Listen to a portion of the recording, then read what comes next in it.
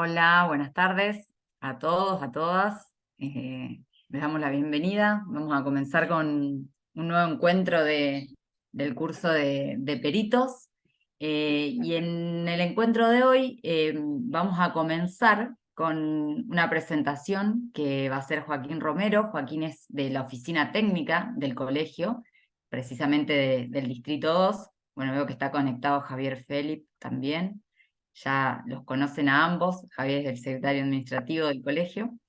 Y Joaquín, lo que va a hacer, esto lo hacemos en cada vez que damos esta capacitación, este curso sobre el proceso pericial.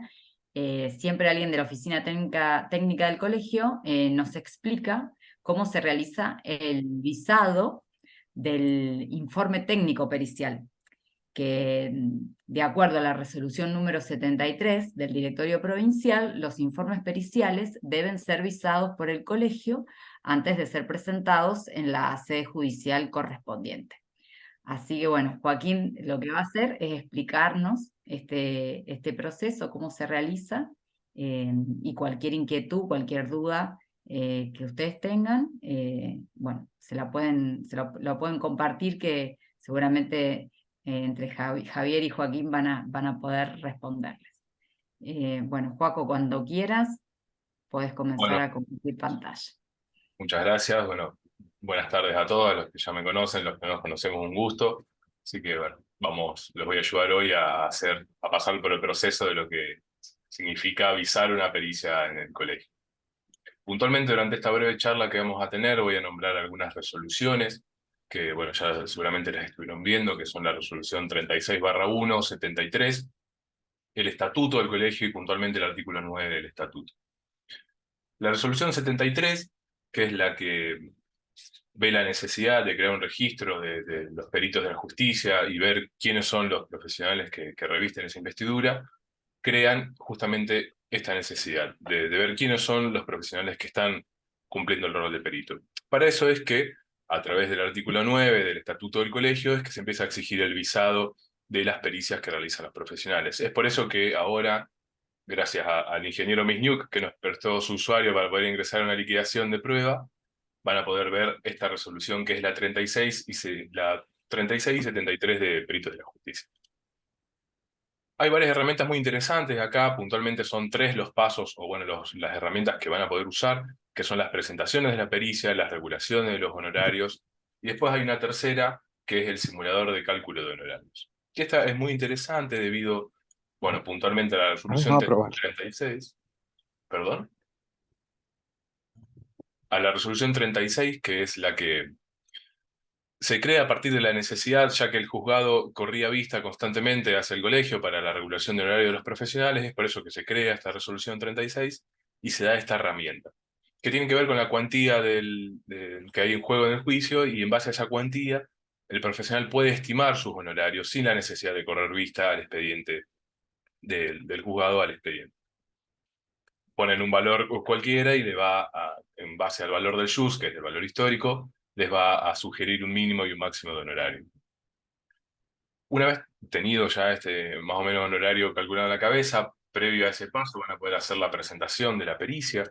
Esta presentación es sin aportes, sin cálculo de honorarios, debido a que justamente es el paso previo a la regulación de horarios, donde se le da aviso al juez que tenga en cuenta los valores de aportes, tanto del 5% del colegio como el 18% de la caja, al honorario del profesional.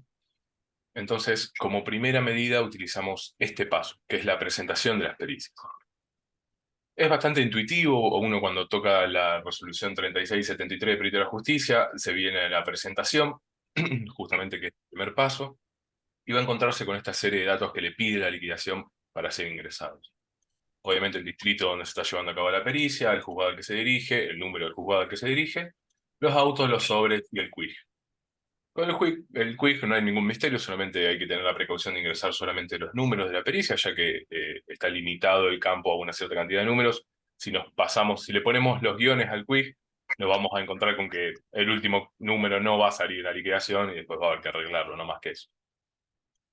Siguiendo con una liquidación común y corriente, los que ya no ingresaron alguna liquidación van a saber que esto del paso es un factor común entre todas las liquidaciones. El que no, bueno, se va a encontrar con esto, que realmente es un paso muy sencillo. No es más que, una vez que completan estos primeros datos de la liquidación, dirigirse a ingresar al comitente, este pop-up que nos va a pedir el quit. Acá hay que colocar el quit de tribunales provinciales, que es este quit de acá, yo ya lo tengo acá sin guiones, pues lo vi sin guiones.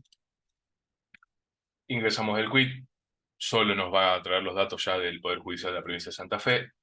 El domicilio de obra es el domicilio de tribunales federales, que es en Balcarce 1651, lo mismo.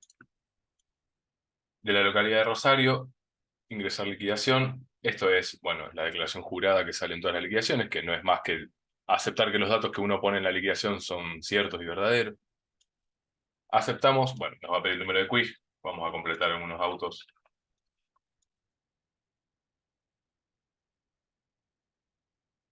Ingresamos a la liquidación con los 11 números del... Ahí está. Y ya la liquidación se creó con éxito. No es más que venir a la liquidación que acabamos de presentar y vamos a encontrar con el sistema de archivos que, bueno, de vuelta. Como cualquier informe que han cargado en el colegio, no es más que cumplir con solamente el apartado, en este caso, de informe, que es donde vamos a subir la pericia acá, y listo. Le damos en finalizada y ya comienza el proceso de visado. No es más que eso los pasos que hay que cumplir para ingresar una pericia en el colegio hoy en día.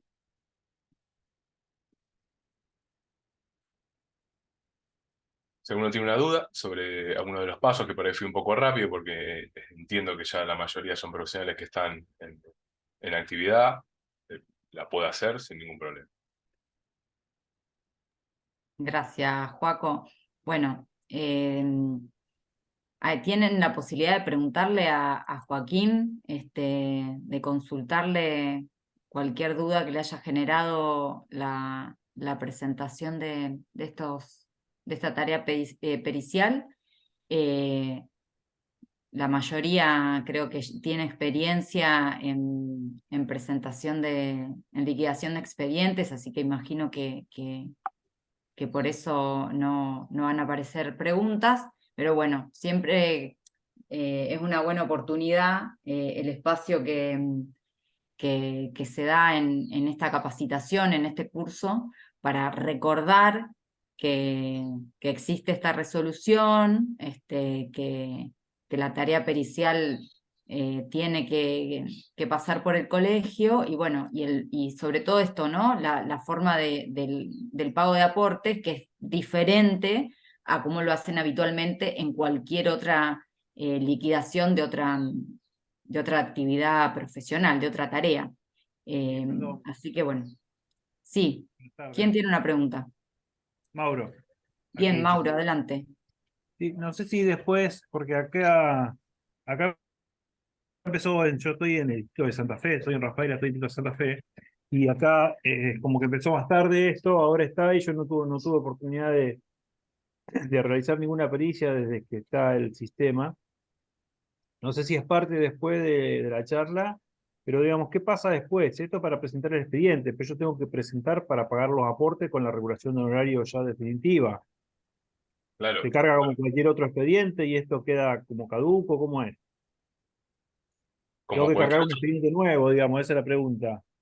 vas a tener que ver un expediente nuevo. Esta presentación que haces por primera vez va a llevar el curso de un expediente común y corriente, los cuales vos vas a finalizar la liquidación en un tiempo, por lo menos en el distrito de Rosario, en un lapso de 24 horas o menos, vas a recibir un correo automático donde se te indica de que ya está avisada la pericia que vos presentaste.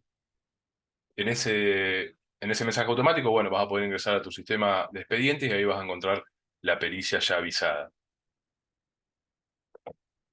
Con esa pericia ya avisada, podés dirigirte a tribunales bueno, en este caso ingresar al CIFE y ya cargar esa pericia como parte del legajo, con la pericia ya avisada. Una vez que se te regulen los honorarios, que ya se te regule el honorario, se te cree la cuenta, se te da la transferencia y demás, y tengas que aportar por ese honorario regulado, vas a venir a cumplir exactamente los mismos pasos, nada más que ahora vas a cambiar de tarea y no va a ser más la informe pericial presentación, ahora va a ser informe pericial honorarios regulados.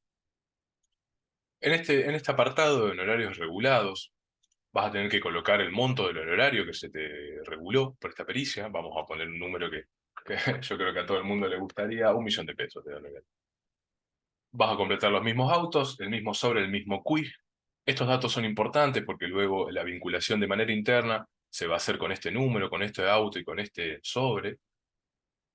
Se te va a sugerir un horario que es el mismo que vos colocaste. En base a ese horario sugerido, el 5% de aportes al colegio, el 18% de aportes a la caja. De la misma manera, ingresás, bueno, habría que completar los datos, ingresás el comitente.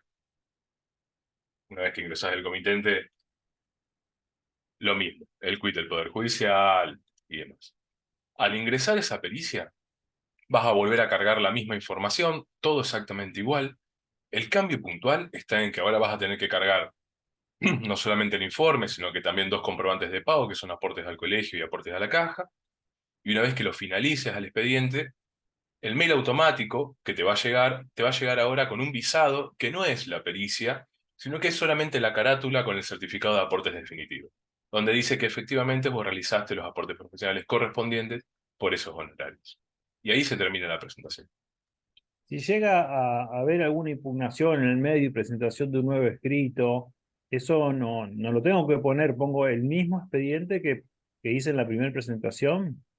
Si tenés una modificatoria de tu Sí, pericia, o modificatoria no, sino ampliación con otro escrito, que generalmente son las impugnaciones.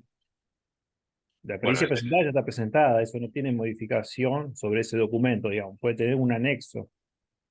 eso en cuanto a las presentaciones, claro, puedes hacer Sí, todas las liquidaciones que quieras, no tenés un tope máximo. De todas maneras, el colegio tiene un sistema de revisiones de expediente en el cual vos podés volver a abrir un legajo y modificarlo.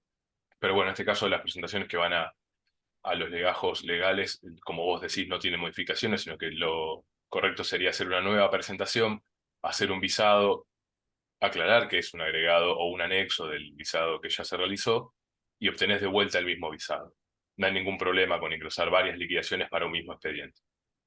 ok. Bueno, Perdón, una consulta. Sí, Sí, lo agarré un poquito empezado y la parte de honorario mínimo no me quedó claro qué valor tendría que colocar, volvamos entonces a el ¿no? simulador de cálculo de horarios. Sí, Esta es la cuantía del caso en total, o sea, cuando el juez te da una sentencia y da el valor de la cuantía de toda la demanda, con colocarlo acá, un ejemplo de vuelta, 1.000.000 de pesos, que sea la cuantía de toda la demanda, al valor del JUS lo regula, obviamente el juez lo regula en pesos y equivalencia en JUS. Bueno, por eso es que está el valor del JUS acá. El valor del JUS se actualiza automático a medida con el colegio de abogados. Entonces, uno va a tener el valor del JUS unitario, es como nuestro HM en el CIE. En base a ese JUS va a obtener estos dos valores sugeridos. En la resolución 73, que es la que regula justamente esto, la obligatoriedad del visado de las pericias, en realidad de la obligatoriedad de los visados de los trabajos profesionales, que la pericia es un trabajo profesional, por eso corresponde el artículo 9 de nuestro estatuto que vuelve eso, obligatoria el visado de los trabajos profesionales. Eso le va a permitir a usted calcular el mínimo de honorario. Por eso, cuando si el juez le regula el honorario, uno puede decir que no está de acuerdo con ese honorario si se reguló, si está por debajo de esto, y si está entre estos valores, más o menos puede tener una referencia de que fue correcta la regulación de sus honorarios. Pero no es más que esto, ya es una calculadora en los cuales, insisto, los valores de esto mínimo y máximo salen de una tabla que está dentro de la resolución. No sé si respondí tu consulta. sí, sí, perfecto, gracias. y, perdón, Joaquín, Sí, y sí, puede ser que sean diferentes, que estén fuera de ese rango, porque, digamos, claro es que puede como ser que, diferente. claro, porque esto yo estaba viendo la tabla del Colegio de Ingenieros, pero no sé si el mismo criterio que el Poder Judicial. Claro que pueden ser diferentes, seguro que pueden ser diferentes, porque va a Ah, depender del listo, juez. eso es solamente Pero, estimativo. ¿cómo, perdón? Que es solamente estimativo, porque yo veo que por lo menos la regulación que me fueron haciendo a mí en el transcurso de los años que estoy haciendo esto, el valor ese es un poco más alto que el que yo tengo en mente, que ronda el 5% de la cuantía. Eso en Estos promedio valores fueron lo que siempre me referenciales. fueron pagando, Son valores claro, referenciales, que por eso serían uno puede 50.000 tomarlo. pesos. sobre 1.000.000. Está Claro. bárbaro. Lo que uno puede hacer es, ante la inconformidad con los honorarios que está recibiendo, puede correr la vista al colegio y el colegio va a responder justamente con esto, con las resoluciones que según la resolución propia del colegio, que es la resolución 73, que tiene estimados los valores en cuanto, los valores referenciales en cuanto al yugo y demás, que el honorario debería ser como mínimo esto, como máximo esto. Pero eso ante Perfecto. un corrimiento de vista después. Perfecto. Gracias.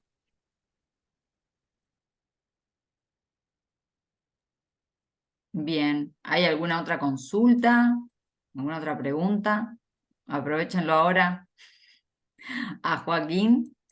Eh, si no, le De todas agradecemos que... maneras, Sí, a mí me van a poder encontrar de lunes a viernes, de 8 de la mañana a 14:30, siempre en la oficina técnica del CIE, así que si por ahí sí, no se sí, me ocurre sí. algo ahora, mañana a partir de las 8 me encuentran seguro. Sí, sí, sí. Si durante la jornada de hoy con Gabriel llega a surgir alguna otra inquietud o en cualquier otro momento, los chicos de oficina técnica están en el horario que indicó Joaquín, van a poder ahí consultarles cualquier inquietud o duda que tengan a la hora de presentar un expediente, ya sea con una tarea pericial o cualquier otra tarea profesional. Bueno, Joaco, muchas gracias Un gusto. y, y seguramente nos vemos nosotros en estos días por el colegio y en esta actividad el año que viene, seguramente otra vez con los peritos. Gracias. No, por favor. Bueno, será hasta pronto. Chao, Joaquín. Muchas gracias, Joaquín. Gracias. Bueno, ahora sí, Gabriel, ya puedes retomar eh, la capacitación. Bárbaro, bárbaro, Mariela. Bueno, buenas tardes. Eh, una pequeña adenda a lo que estaban analizando recién. Nosotros vamos a ver en nuestro próximo encuentro, el día miércoles, eh, lo relativo al tema de honorarios, regulación judicial de honorarios, etcétera, porque, como bien se dijo aquí, esas estimaciones que realiza el colegio son de alguna manera referenciales, siempre se tienen que estar a las regulaciones judiciales, sobre lo cual hay toda una situación bastante caótica a veces y hay criterios jurisprudenciales un tanto variados. La normativa es un tanto complicada. Pero bueno, a modo de agregado a lo que estaban diciendo recién, sobre todo lo que estaba manifestando Joaquín, en nuestro próximo encuentro vamos a ver algunas cuestiones vinculadas justamente al tema de la regulación de honorarios, las estimaciones judiciales, etcétera, pero siempre visto desde el punto de vista estrictamente procedimental judicial. Así que bueno, esto simplemente a modo de agregado. Eh, Vuelvo sobre el tema que nos convocaba hoy, que es el tema relativo a la realización del acto pericial. Recordarán ustedes que en nuestro último encuentro, la semana pasada, habíamos terminado de desarrollar algunos aspectos vinculados a los actos preparatorios de la pericia. Habíamos estado viendo que el perito, digo para retomar un poquito lo que habíamos analizado, el perito previo a realizar la pericia propiamente dicha, tiene que designar un lugar, día y hora de realización del acto pericial, a los fines de que las partes puedan eventualmente controlar el acto pericial y fundamentalmente hacerle al perito las observaciones, consideraciones, pedidos que estimen pertinentes a los fines de la realización del acto. Y yo les había dicho que es fundamental que ese acto esté debidamente notificado previamente a las partes, a los fines de evitar nulidades de cualquier tipo, y que si por algún motivo ese acto no había sido notificado y o no habían concurrido, o sea, y o en el sentido de que no estuviera notificado, no, si además de estar notificado no concurre ninguna de las partes o alguna de las partes del acto pericial, se abstuvieran de realizarlos, no realizaran el acto pericial porque eventualmente esto podía devenir en una nulidad del acto pericial. Y también estuvimos analizando los alcances vinculados con la actividad que puede realizar el delegado técnico dentro del acto pericial, o sea, hasta dónde el delegado técnico puede actuar, siempre teniendo en consideración de que el delegado técnico representa los intereses de la parte a la cual está apoyando, y por el cual obviamente siempre trata de llevar agua para su río. En consecuencia, siempre traten de tener en consideración que el acto pericial es realizado por el perito oficial, las condiciones en las cuales se realiza el acto pericial de alguna manera las resuelve el perito en el momento, y que las posibilidades de intervención que tienen las partes siempre son limitadas en relación a las observaciones, los pedidos o algún tipo de comentario que puedan hacer respecto a algún punto que quieren que se tenga en consideración en el momento de la pericia. En el momento de la pericia, creo que no lo mencioné en la clase pasada, pero lo agrego ahora. En el momento del acto pericial no se pueden agregar nuevos puntos de pericia, o sea, no puede haber nuevos puntos de pericia bajo el argumento de aclaremos tal cosa, o te pido que tengas en cuenta tal otra, o te pido que tengas en cuenta tal otra cosa. El delegado técnico o la parte no pueden solicitar, bajo la apariencia, insisto, de esto, lo que es en verdad un nuevo punto de pericia. En consecuencia, siempre que esto suceda, por supuesto, absténganse después de contestarlo, o directamente aclárenle al delegado técnico que esto constituye un nuevo punto de pericia y que por lo tanto, no estando ordenado en el expediente judicial y no estando consentido por las partes, ustedes no van a realizar esto. ¿Sí? Bueno, creo que en este punto habíamos quedado la semana pasada. No sé si respecto a lo que estuvimos analizando quedó alguna pregunta o alguna duda, algo que me quieran consultar. Gabriel, yo tengo una pregunta, pero es bastante más básica, digamos, y desconozco totalmente, por eso lo pregunto. Ustedes por ahí hablan de nulidad y de, ¿cómo es la otra término? Impugnación. ¿Cuál es la Impugnación. diferencia entre, qué es la diferencia entre una y otra? Bueno, lo vamos a ver hoy, Darían. De todas maneras, te adelanto, en realidad la nulidad es una especie dentro del género impugnación. Impugnar significa manifestar que no estoy de acuerdo con la pericia, ¿no? Pero es muy distinto manifestar que no estoy de acuerdo con la pericia por el contenido de la pericia, porque yo no estoy de acuerdo con las argumentaciones que ha realizado el perito a los fines de llegar a determinadas conclusiones, que no estar de acuerdo con la pericia porque la pericia, en el procedimiento de elaboración de la pericia, se han omitido pasos procesales que son fundamentales, ¿sí? Entonces, si por ejemplo, voy al caso de un perito médico, el perito médico en el dictamen viene y me dice, bueno, de acuerdo al análisis que realicé, esta persona tiene una incapacidad total y parcial y permanente del 15% de la total obrera, ¿sí? Y yo considero que todo el análisis que le hace es erróneo, y en realidad, o la sumatoria de los datos que está tomando en consideración y los factores de ponderación son erróneos, y en realidad la incapacidad no es el 15, sino que es el 10, yo en realidad lo que estoy haciendo es una impugnación en un sentido genérico. Yo estoy diciendo, mire, en realidad lo que está diciendo el perito no está bien por esto, esto y esto, desde mi punto de vista, señor juez, la incapacidad no es el 15, sino que es el 10.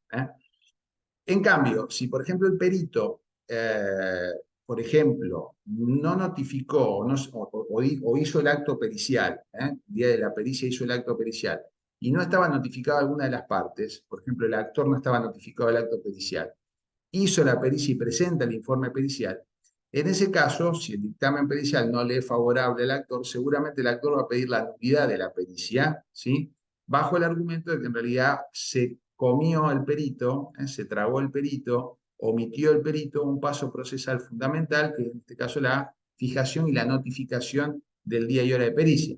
Entonces, como esto lo pone al actor en un estado de indefensión, porque supuestamente no pudo participar del control del acto pericial, va a pedir la nulidad de la pericia porque la pericia está viciada en el procedimiento previo de su elaboración, ¿sí?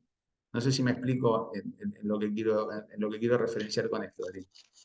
Sí, sí, digamos, una habla del contenido, se está quejando del contenido que tiene la pericia, y del otro es de la ejecución en sí de la pericia, digamos.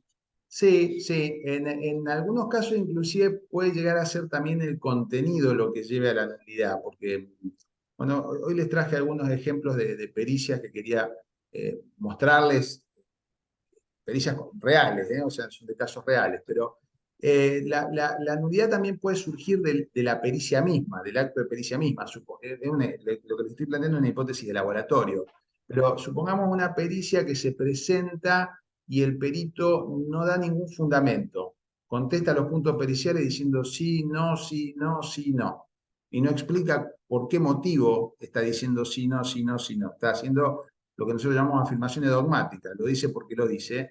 En ese caso, el contenido de la pericia sería nulo porque la pericia no tiene fundamento, no está fundamentada, ¿sí?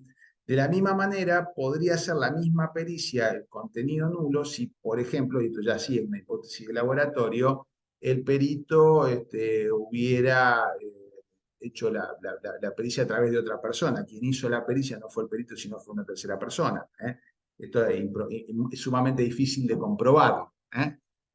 Pero bueno, en ese caso la pericia sería nula, porque en realidad no habría sido realizada por el perito oficial, o si por ejemplo el perito oficial no estaba lúcido en el momento de la realización del acto pericial. En ese caso sería nula porque el perito no estaba en condiciones cabales, vamos a decirlo de esta manera, para poder realizar el acto pericial. Pero estos son ya casi hipótesis de laboratorio. En general, las nulidades, como bien decía Darían, en general derivan de la parte procedimental, y las impugnaciones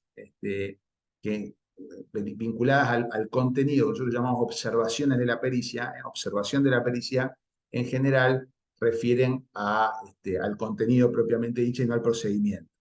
Pero esa simplificación es sumamente práctica para entender un poco la idea. Está perfecto. Gracias. Y yo ¿No? también tengo una pregunta, Gabriel, Sí, Mauro. que en la primera parte, bueno, también lo pregunté y, y me dijo que te lo pregunte a vos, lo pasaron para el próximo set. Porque es específica. ¿Qué me pasó a mí una vez? Me pasó que yo fui a hacer una pericia, estaba informada la empresa, y a la empresa no le informaron que iba a asistir el delegado técnico de la parte actora. Entonces, la dueña de la empresa, que es abogada, dijo, este señor no pasa. ¿Qué pasó? Me llama la abogada a mí del actor, que la conozco, y me dice, vos como perito tenés la potestad de admitir la entrada y dejar sin efecto lo que dice la dueña de la empresa, que no estaba en la demanda, porque la demanda era hacia la RT, no hacia la empresa. Entonces, bueno, yo lo que hice en ese momento, sin saber, eh, digamos, respeté la decisión de la dueña de la empresa, y yo seguí con mi pericia sin que esté el delegado técnico, porque yo también tenía el fundamento de que no tenía notificación fehaciente. Entonces la pregunta es, ¿hice bien o hice mal? ¿Está en mi potestad dejar entrar a quien yo desee que entre? Siempre que corresponda, por supuesto. Pero bueno, aprender un poco de esa experiencia. Sí, entiendo. Mauro, mira, primero, respecto a esa situación se plantea una hipótesis que es muy frecuente en el trabajo de los peritos, sobre todo cuando se producen accidentes o enfermedades profesionales, que es esto de tener que ir yo la estoy demandando al RT, es decir, el sujeto demandado es la RT, pero el lugar donde tengo que ir a hacer la pericia no es la RT, es decir, el lugar donde tengo que realizar la pericia no involucra el domicilio de una de las partes, sino de un tercero, en este caso el empleador, ¿sí? En primer lugar, siempre es necesario notificarle o necesario, más que necesario, conveniente, notificarle a ese tercero, en este caso la empresa donde se va a hacer la pericia, de que se va a realizar el acto pericial. Por más que no sea parte en el proceso, es importante notificarla a los fines de que la empresa sepa que va a ir tal día un perito a realizar el acto pericial. Ahora bien, Sí, sí, eso estaba hecho, eso porque no estaba, tenía notificado que iba a ir un delegado técnico. Iba está. a ir el delegado técnico. A eso iba en este momento. Si el delegado técnico estaba designado en el expediente judicial, si estaba designado en el expediente judicial, no. Bueno, entonces vuelvo al punto. Si estaba designado en el expediente judicial, eh, la señora dueña de la empresa obviamente tiene el derecho, porque en definitiva es la dueña de la empresa, a no dejar entrar a quien se le pegue en gana, pero vos como perito deberías abstenerte de realizar el acto pericial, porque si vos realizás el acto pericial y estaba debidamente notificado que había un delegado técnico, vos haces el acto sin que esté el delegado técnico, porque a un tercero en este caso se le ocurrió impedirle el paso a ese delegado técnico, podría haber una nulidad de la pericia, ¿sí? Ahora, si la designación del delegado técnico no está realizada en el expediente, ni está la parte en el momento de los fines de dar fe, de que efectivamente es el delegado técnico de la parte actora en este caso, vos podías realizar la pericia sin ningún tipo de problema, porque en realidad formalmente no hay delegado técnico. ¿Me explico? O sea, no coincido con lo que te dijo la abogada de la parte actora de que vos tenés el derecho de hacerlo entrar al delegado técnico. Mire, en realidad yo lo puedo dejar entrar al delegado técnico si el delegado técnico está designado. Ahora, si el delegado técnico no está designado en el expediente, yo no puedo meter de prepo al perito. Y ya no solamente porque la dueña de la empresa, que en este caso es un tercero, no lo deje entrar, sino porque con el que vas a tener eventualmente problemas es con el abogado de la parte demandada, con la RT. Te puede llegar a decir, escúcheme, usted me hizo un dictamen pericial permitiendo el ingreso de una persona que no es nadie para poder participar del acto pericial. O sea, las observaciones o eventualmente sugerencias que pueda haber dicho pueden haber contaminado el acto procesal y por lo tanto te pueden atacar de nulidad a la pericia. Así que, bueno, no sé si con esto contesté tu pregunta o me fui un poco por las ramas, pero en concreto hiciste bien en llevar adelante la pericia, pero sobre todo porque el perito no estaba efectivamente designado en el expediente, ¿sí? No tenía, Si lo no había hubiera estado problema. designado, aunque no esté notificado el empleador, sí, tendría que Sí, o sí, abstenerme porque y fijar nueva fecha tal o cual. dejar entrar, o convencerla y persuadirla para que lo deje entrar. O la persuadís para que lo deje entrar, o bien dejás sin efecto la pericia y que se encargue el abogado de la parte actora de ver cómo hace para que el tribunal le ordene a la dueña de la empresa que lo deje entrar. Tendrá que ir con un oficial de justicia, bueno, pero ya no es problema tuyo, quiero decir con esto, ¿no? Sí, ¿Está bien? bueno. Sí, Sí, Fernando, buenas ¿qué tardes. tal? Yo tengo una consulta que la verdad nunca encuentro el momento de hacerla, que es, es básica y a lo mejor es anterior, que es cuando prepare la solicitud voy a tener que poner el domicilio constituido. Y nos habían sugerido que el domicilio constituido sea un estudio legal. ¿Por qué? Porque sugirieron, digamos, como que tienen experiencia en darle importancia, por un lado, a la cédula cuando se recibe para poder notificar rápidamente, puede dar un apoyo en la preparación quizá de la respuesta, y me han comentado del tema también, obviamente, del cobro, toda la gestión del cobro que es importante. Ahora, no tengo idea, porque nunca lo hice, cómo solicitar el servicio, si hay estudios que ya están habituados a este tema, seguramente en qué zona están para acercarme o para preguntar, tener una noción, una punta del ovillo para poder resolver ese temita que lo necesito colocar en la solicitud, ¿no? Entiendo, entiendo. Bueno, eh, eh, dispensame del tema de recomendaciones profesionales o cosas por el estilo, porque sí hay estudios que se dedican, y más que estudios, hay colegas que se dedican al tema de cobro de honorarios de peritos, eh, que podés consultar, inclusive a lo mejor algún compañero o compañera te puede orientar a ese respecto. Y sí, coincido con respecto a que por ahí es conveniente fijar el domicilio legal, si tenés la posibilidad de trabajar con un estudio jurídico, en un estudio jurídico, por el hecho de, como bien decías recién, el hecho de que el tema de las notificaciones está más aceitado, te ponen más en contacto, y sobre todo por el tema por un lado el asesoramiento y por el otro lado también todo el procedimiento posterior y ulterior del cobro. Es decir, el tema de que tengas un asesoramiento letrado, si lo podés digamos, hacer, está bueno porque si cuando pedís la regulación de honorarios te regulan bajo, te van a hacer la revocatoria. Si eventualmente hay una impugnación de tus honorarios, te van a defender en el tema por las vías recursivas pertinentes para que el honorario no sea disminuido, te van a hacer el cobro oportunamente por las vías de ejecución pertinentes. Si tenés una impugnación, sobre todo en la parte procesal, te la van a contestar, o sea, en las partes procedimentales te la van a contestar. Eh, es decir, yo creo que siempre es conveniente. Lo que pasa es que obviamente, como todo servicio tiene un costo, y eso genera que por ahí uno tenga que ceder parte del honorario profesional que gana en pos de tener todo ese andamiaje jurídico que lo ampare, ¿no es cierto? Lo tutele. Pero sí, como conveniente, siempre es conveniente.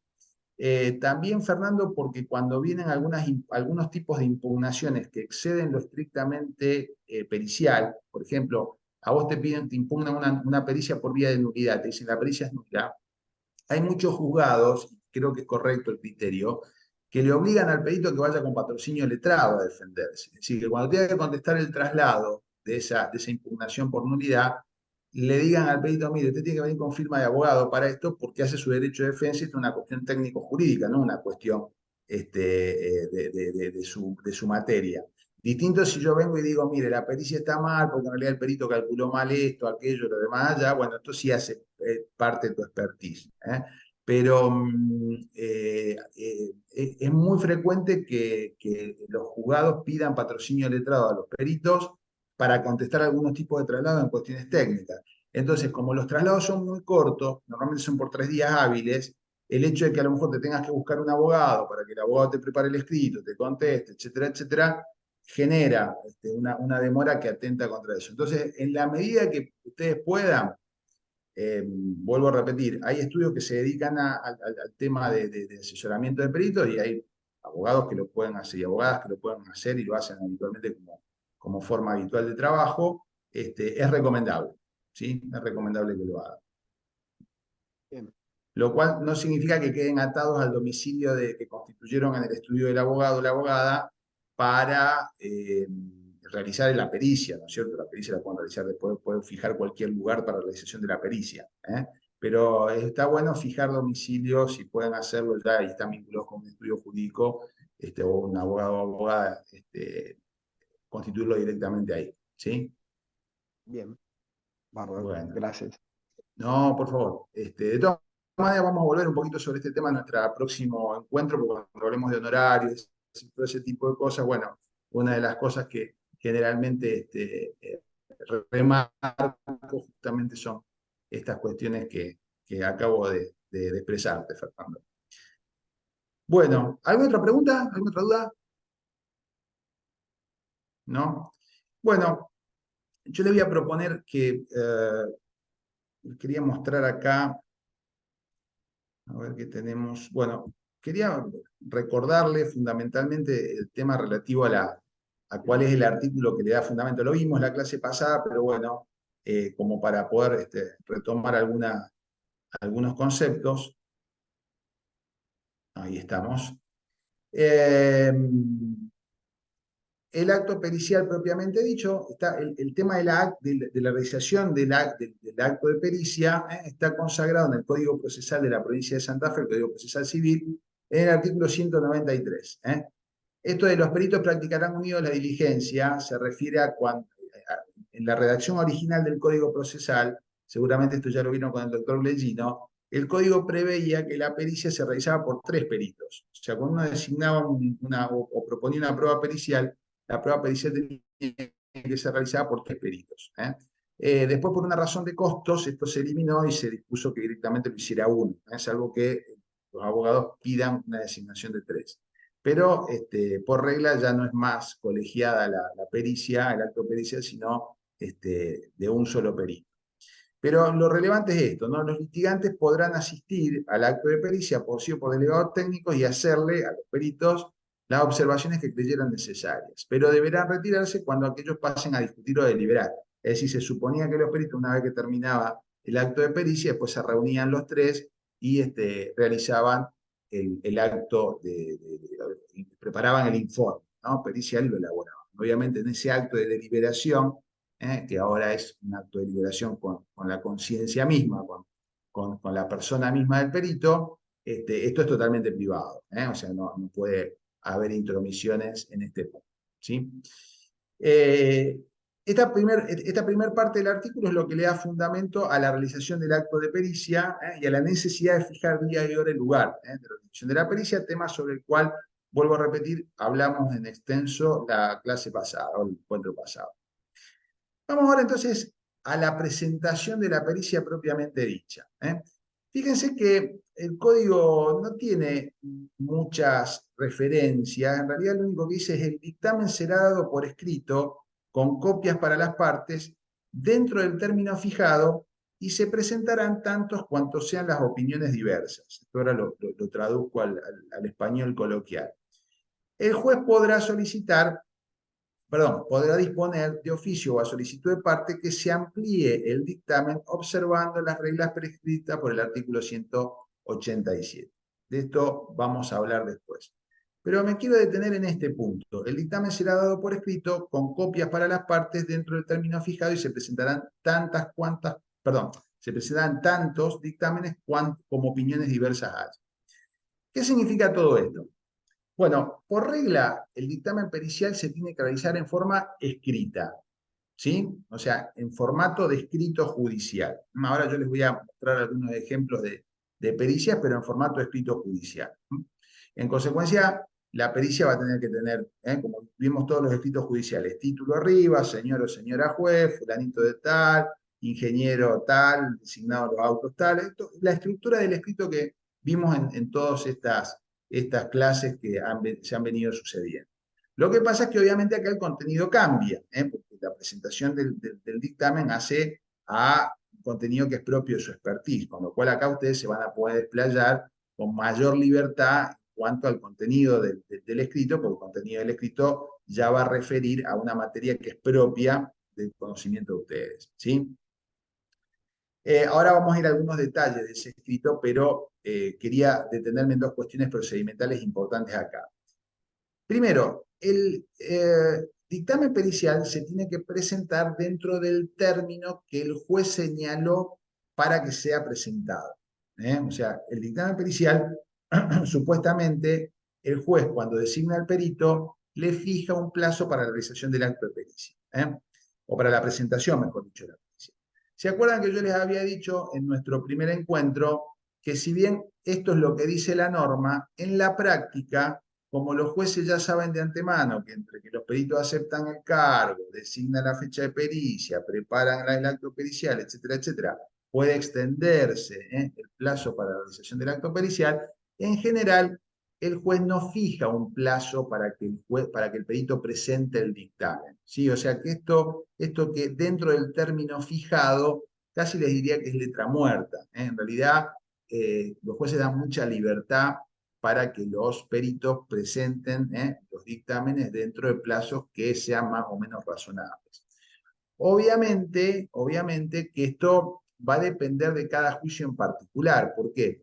Porque hay algunos juicios, por ejemplo el juicio oral, donde como la prueba el juez la tiene que evaluar en una audiencia, probablemente el juzgado le va a pedir, mire, tómese todo el tiempo que quiera, pero yo la pericia la tengo que tener presentada antes de la audiencia. O sea, si la audiencia es el 20 de abril del 2024, usted tómese el tiempo que necesite, pero presente la pericia antes de abril del 2024, de manera tal de que la pericia ya esté lista al momento de la realización de la audiencia. Hay otros tipos de procedimientos, como por ejemplo el procedimiento sumario o el procedimiento ordinario, que son propios de los tribunales o de los juzgados de primera instancia de distrito, en lo civil y comercial o en el juzgado de circuito, que el juez no tiene una audiencia para evaluar la prueba, sino que la prueba se evalúa una vez que el periodo de prueba se clausura y por lo tanto el expediente pasa a estudio del juez. Entonces, obviamente, en ese caso las partes van a tratar de que la pericia esté presentada antes de que se clausure el término de prueba, pero para eso puede pasar mucho tiempo. Entonces, quiero decirles con esto, el dictamen pericial tiene un plazo. Si el juez le fijó un plazo para la presentación de la pericia, traten de respetar ese plazo. Si no fijó plazo el juez, no hay problema, tómense el tiempo que ustedes consideran prudente pero obviamente tampoco se extiendan demasiado. ¿Por qué? Porque si eventualmente ustedes demoran después en realizar el acto pericial, el abogado de la parte actora o el abogado de la parte demandada seguramente le van a decir al juez: mire, señor juez, ya pasó X cantidad de tiempo, más que razonable para que el perito STICO presente la pericia, por lo tanto, intímelo a la presentación del informe pericial. Y a lo mejor el juez saca un decreto diciendo: bueno, Fernando, presente el informe dentro del término de 3 días hábiles judiciales, y entonces vos tenés que salir corriendo para preparar el informe, para presentar el informe. Entonces, lo conveniente es tratar de hacerlo tranquilo, pero tampoco dejarlo dormir el sueño de los. El hecho de que el informe pericial tenga que ser presentado por escrito no implica que necesariamente el perito no pueda ser requerido por el juez para dar explicaciones verbales, o que, por ejemplo, sea convocado a la audiencia de evaluación de prueba. ¿Se acuerdan que yo les acabo de decir recién que en algunos tipos de juicio, por ejemplo en el juicio oral, que tramita ante los tribunales colegiados, la prueba se evalúa en una audiencia? Entonces, la norma misma lo prevé, el juez puede convocar al perito para que, sin perjuicio de haber presentado la pericia por escrito, vaya a la audiencia a los fines de que, si las partes quieren formularle preguntas en relación al informe, lo puedan hacer, ¿sí? Pero en general esas explicaciones se hacen en el marco de una audiencia y solamente cuando el juez lo ordena expresamente. De lo contrario, si el juez no lo ordena, no los convoca a la pericia, con la presentación del informe por vía escrita es suficiente, y ustedes no tienen necesidad de tener que concurrir a la audiencia de evaluación de prueba o a una audiencia explicativa ante el juez, ¿sí? Bueno, ¿alguna pregunta respecto a esto? Salgo un minutito y en realidad salgo y vuelvo a entrar.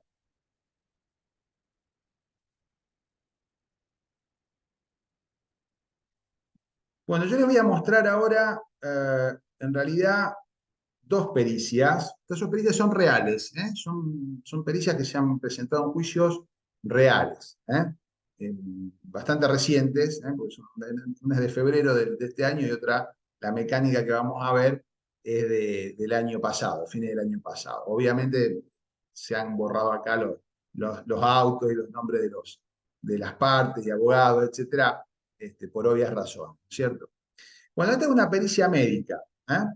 Fíjense que en este caso, en esta pericia médica, el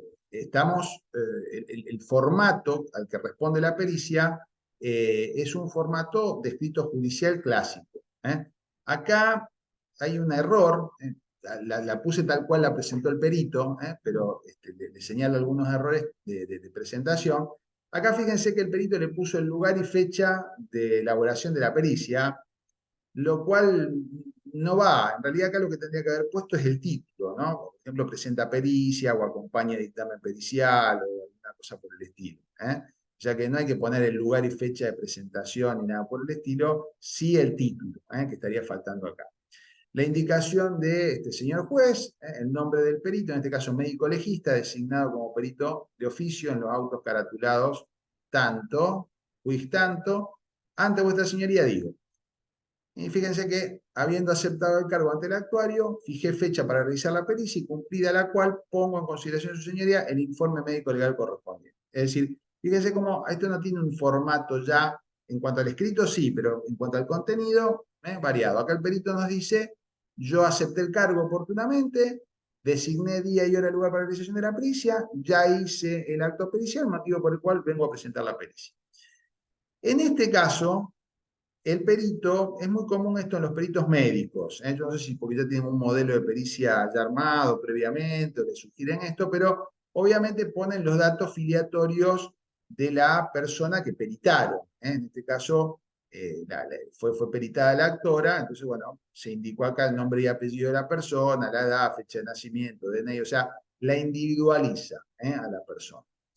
Y acá el perito, a mi modo de ver, hace un análisis de los hechos que estimo que es improcedente, porque él en verdad se pone a relatar los hechos que en verdad se relataron en la demanda.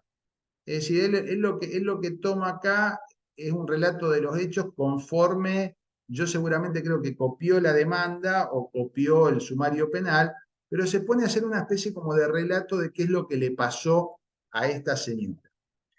Eh, Fíjense que en todo esto hay algunas cosas que están bien, o sea, que no sé si están bien, quiero decir que están bien relatadas y otras que no.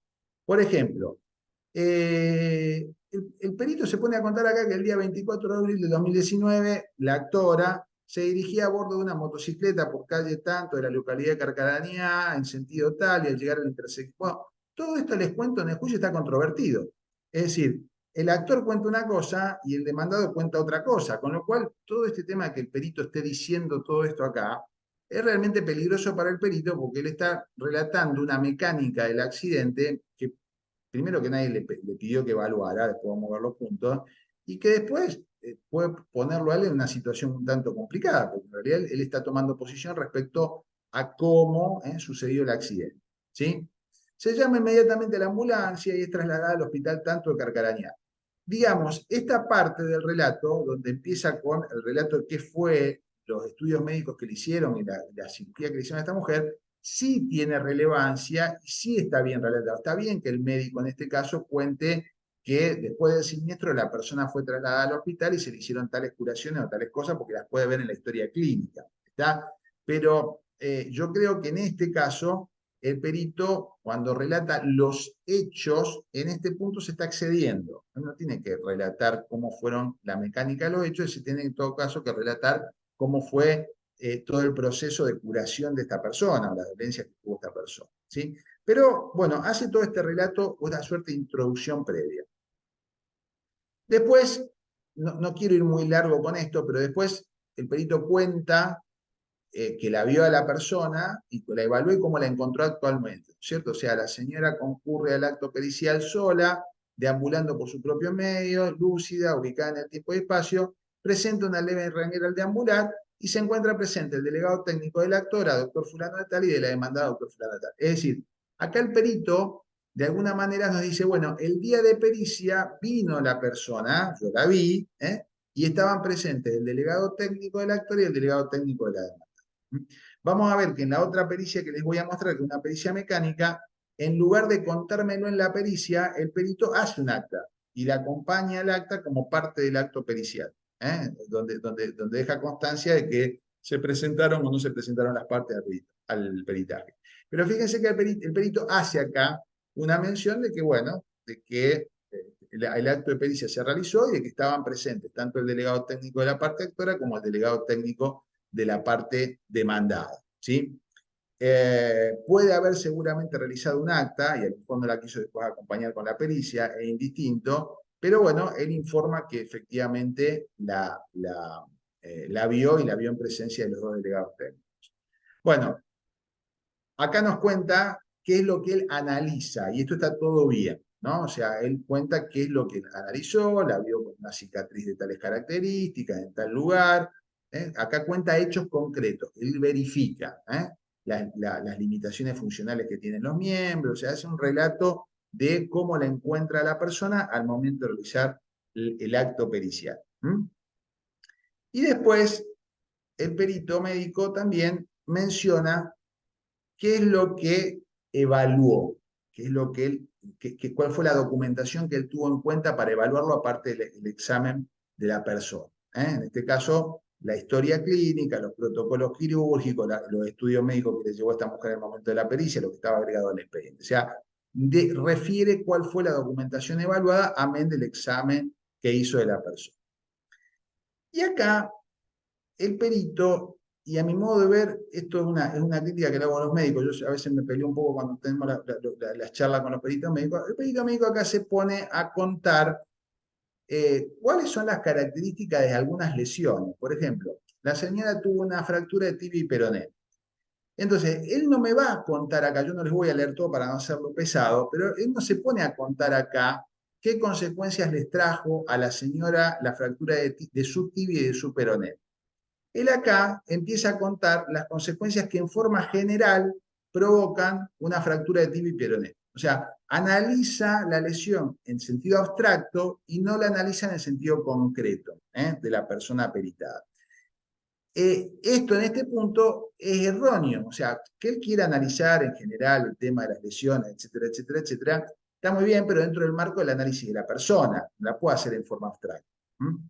¿Por qué les digo todo esto? Porque, bueno, lo voy a hacer un poco más rápido para que no nos quedemos muy, muy, muy atrás, pero fíjense que todo lo que, todo lo que él va contando son cosas que parten en general como qué es lo que pasa en general con determinados tipos de lesiones, qué complicaciones puede tener esto de la fractura expuesta, la deformidad, etcétera, etcétera, pero lo va contando en un sentido genérico, no se está refiriendo puntualmente a esta persona que perito, está contando qué es lo que pasa con una persona que tiene este tipo de lesiones. Y acá, me voy un poco, esto es muy común, digo, con los médicos, ¿no? Como que tienen ya armado una cosa relativa a lo genérico, y esto está mal.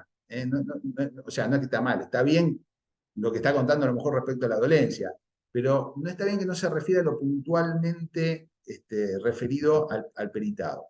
Pero bueno, para no hacerlo muy largo, porque acá cuenta todas las cuestiones vinculadas a las dolencias, fíjense, acá termina diciendo, bueno, por todo lo expuesto se considera que la señora tiene fractura de tibia y peroné, un 18% de incapacidad, fractura de húmero derecho, un 8%, subtotal 26%, porcentaje de incapacidad total, 26% de la total obra. Y, o sea, primero dice cuánto tiene de incapacidad la mujer, pero no explica nada de por qué la fractura de tibia y peroné le genera esa incapacidad a esa persona. No explica por qué la fractura de húmero le genera un 8% de incapacidad, ni tampoco establece por qué le da un 26 total. Podríamos decir que, obviamente, el 26 surge de la sumatoria del 18 más el 8, pero lo que más me preocupa de esta pericia, que fue impugnada, es esto. Fíjense, contesta punto de pericia. El perito, cuando tiene que realizar el dictamen pericial, se tiene que limitar a contestar los puntos de pericia.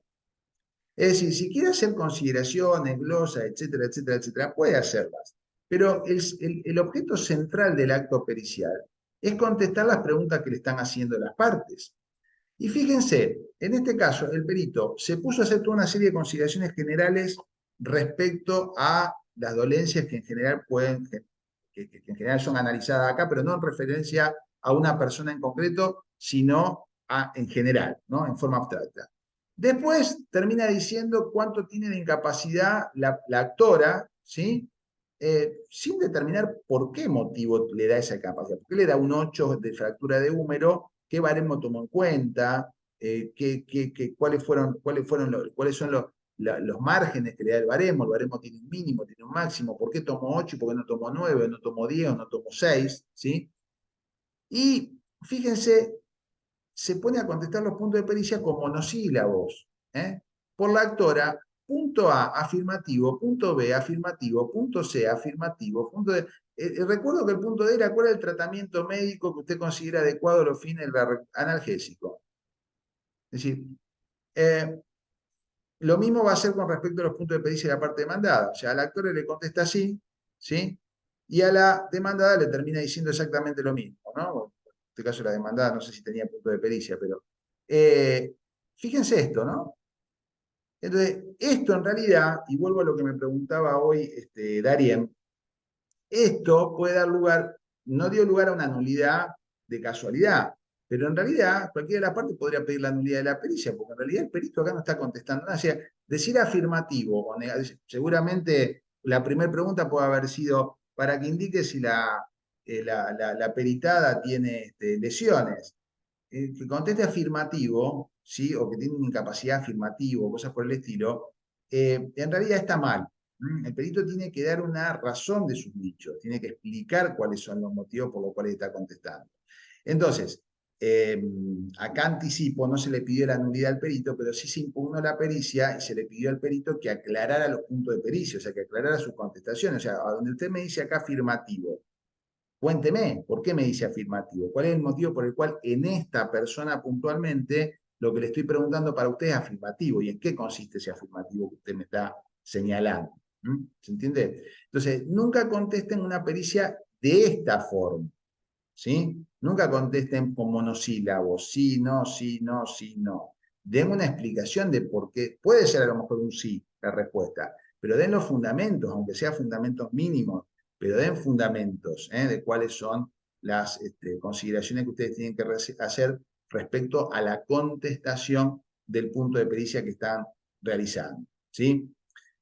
Muchas veces les va a pasar, lo vamos a ver en la otra pericia, que a lo mejor ustedes ya, las partes le preguntaron lo mismo 2 veces, el actor le preguntó lo mismo que le preguntó el demandado, entonces obviamente no va a contestar 2 veces la misma, usted puede decir en la contestación para el demandado, mire, esta pregunta ya la contesté en la pregunta número 2 del actor, me remito a esto, ¿sí? Pero eso es una cosa y otra cosa es contestar de esta manera, ¿sí? Entonces, primera regla, contestar todos los puntos de pericia, pero contestarlos fundadamente, fundadamente los puntos de pericia.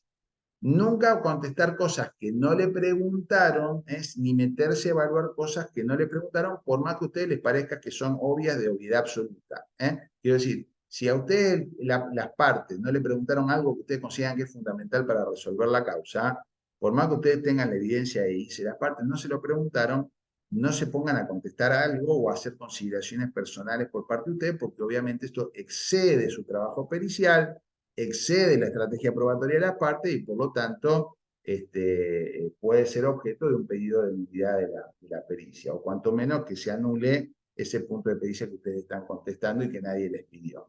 Creo que hubo una pregunta en nuestro encuentro de la semana, de la semana pasada acerca de, lo vamos a ver en la pericia mecánica, que en realidad hay veces que los abogados van y preguntan, bueno, cualquier otro punto que resulte de interés, y bueno, ahí le abren la puerta para que el perito le conteste lo que quiera. Pero si no le hacen esas preguntas o ese tipo de preguntas, siempre limítense a contestar los puntos de pericia que han sido sometidos a su conocimiento. Si no se pongan a contestar cosas que nadie les preguntó. Esto es una forma de ver una pericia, en este caso la pericia fue observada, y a partir de la observación el perito, obviamente, al contestar la observación, aclaró todo esto. O sea, bueno, en el A afirmativo quiero decir tal cosa por tal, y se explayó debidamente. Piensen que esto hace a mi derecho de defensa, porque yo estoy pensando, en este caso la pericia a mí me resultaba favorable, ¿no? Pero si me resultara negativa, yo la tengo que impugnar, ¿cómo impugno el afirmativo? O sea, a la pregunta, ¿tiene lesiones? Afirmativo. Bueno, pero ¿cómo impugno el afirmativo? ¿Cómo digo que está mal evaluado que tenga lesiones? Pues si no me las detalla, no me dice cuáles son, etcétera, etcétera, etcétera. Ni siquiera fíjense que se remitió a las consideraciones que hizo inicialmente, porque podría haber dicho, bueno, mire, con respecto a las lesiones que tiene la persona, me remito a las consideraciones previas que hice inicialmente, etcétera, etcétera. Ni siquiera eso, ¿sí? Entonces siempre tienen que hacer una explicación más o menos detallada, una fundamentación más o menos detallada de cada uno de los puntos de pericia que van a contestar, ¿sí? Y en la parte final del escrito, fíjense que la parte final es de cierre, Por lo expuesto solicito, se tenga por presentado el informe pericial, se notifica a las partes, o sea, se haga saber a las partes, y oportunamente se regulen mis honorarios profesionales. Podría haber acá el perito también pedido la regulación de sus honorarios, lo cual obviamente iba a traer algún otro tipo de respuesta de parte del tribunal, cosa que vamos a ver la semana que viene. ¿Sí?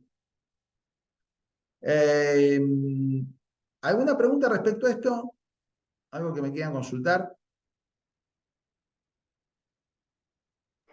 Una pregunta.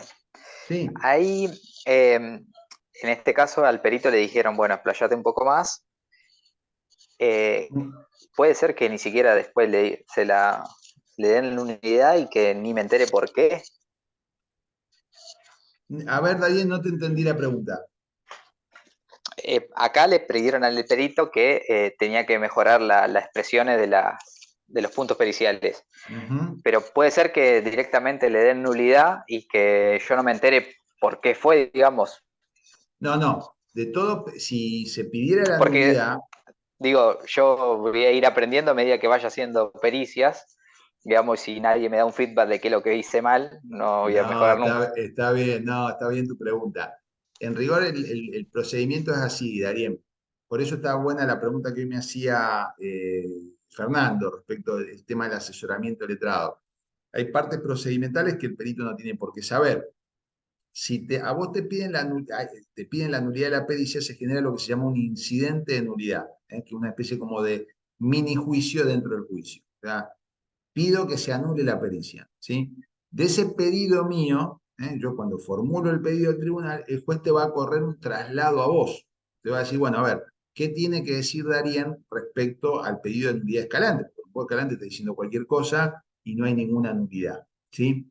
Motivo por el cual te van a correr un traslado por 3 días hábiles para que vos contestes por si estás de acuerdo, seguramente no, con mi pedido de nulidad. Y por qué para vos la pericia no sería nula.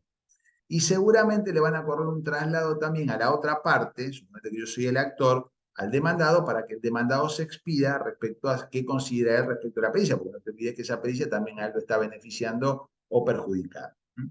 Entonces, una vez que se contestaron todos esos traslados, esa especie como de pedidos de, bueno, acá Escalante dice tal cosa, ¿qué tienen que decir ustedes? El juez tiene que resolver esa nulidad, ese pedido de nulidad. Y el juez emite una resolución donde hace lugar a la nulidad o rechaza el pedido de nulidad, ¿sí? Si hace lugar al pedido de nulidad, anula la pericia, la deja sin efecto.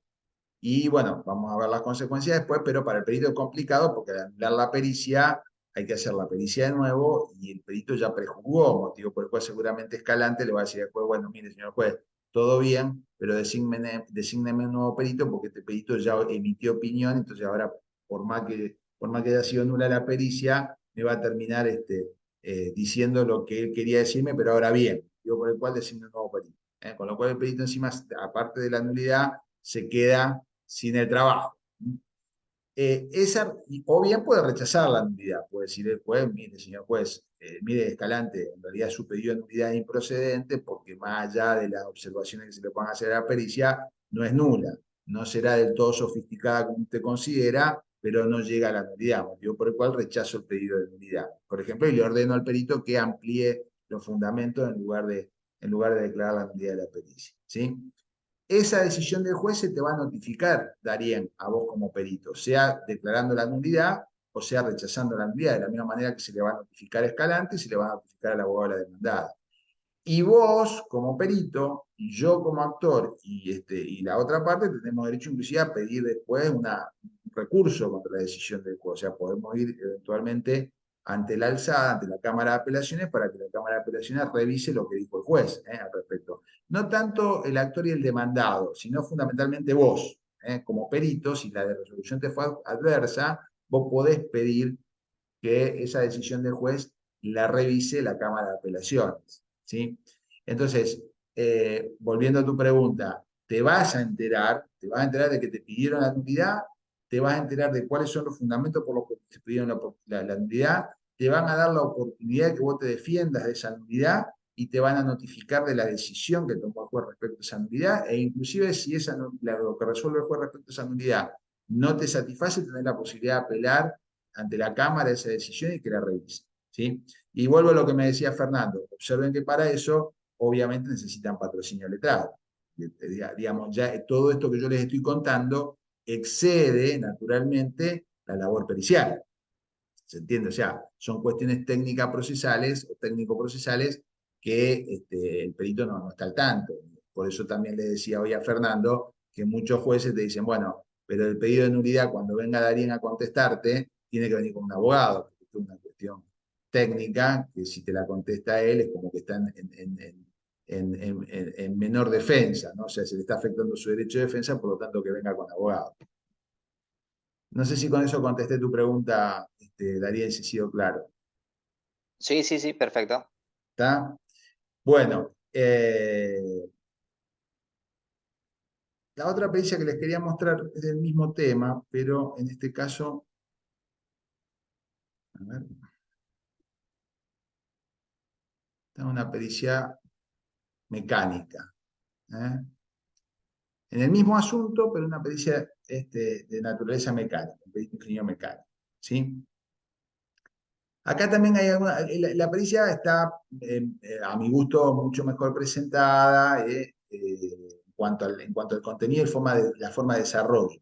Por supuesto que uno puede estar de acuerdo o no en el contenido, pero en cuanto a los aspectos formales del acto pericial, está mejor presentada, ¿sí? Primero, en este caso, el perito le pone título, la indicación de señor o señora juez, bueno, el encabezamiento, como lo vemos en todos los casos, Y acá una cosa rara, porque yo no lo he visto habitualmente, acá el perito lo que hace es transcribir dentro del mismo escrito el acta de pericia, ¿sí? El acta de pericia. En este caso, cuando se hizo la pericia, el perito se ve que elaboró un acta con este contenido. Fíjense, yo les decía el otro día, cuando ustedes hagan la pericia o tengan que realizar el acto pericial, es conveniente de que abren una pequeña acta donde dejen constancia que hicieron el acto pericial, ¿sí? En la pericia anterior, no sé si recuerdan, el perito pone que el día tal, a tal hora hice la pericia y vino el delegado técnico del actor, vino el delegado técnico, pero lo cuenta como parte de la pericia. Hay otros peritos que, me parece mejor, hacen un acta el día de la pericia y dejan esto por acta. Esta es una cosa rara porque en realidad el perito se ve que el acta la hizo, se la guardó para él, pero la transcribió en el escrito. O sea, en su escrito transcribió el acta de la pericia mecánica. Que básicamente dice esto, en esta no fue nadie, les aclaro, pero en la ciudad de Cañada de Gómez, provincia de Santa Fe, los tantos días del año 22, a las 10 horas, se reúnen en el domiciliocito en tal lugar, el ingeniero fulano de tal, que ha sido designado ingeniero mecánico en autos tanto, que tramita ante el juzgado civil y comercial y laboral número 1 de la ciudad de Cañada de Gómez. No presentándose persona y o delegado técnico alguno a los efectos de presenciar la realización de la pericia mecánica solicitada y a los efectos de dar cumplimiento con lo ordenado en auto de referencia. Entonces, él deja constancia que ese día se hizo la pericia y que no fue nadie. No fueron ni el actor, ni fue el demandado, ni tampoco fueron los delegados técnicos, pero deja constancia de esto. ¿Sí? Y cierra el acta siendo las 11 horas, la, audiencia, la pericia era a las 10:30, se levanta la sesión, en realidad podría haber puesto, se cierra el acto, dando por finalizada la misma, conste. ¿Sí?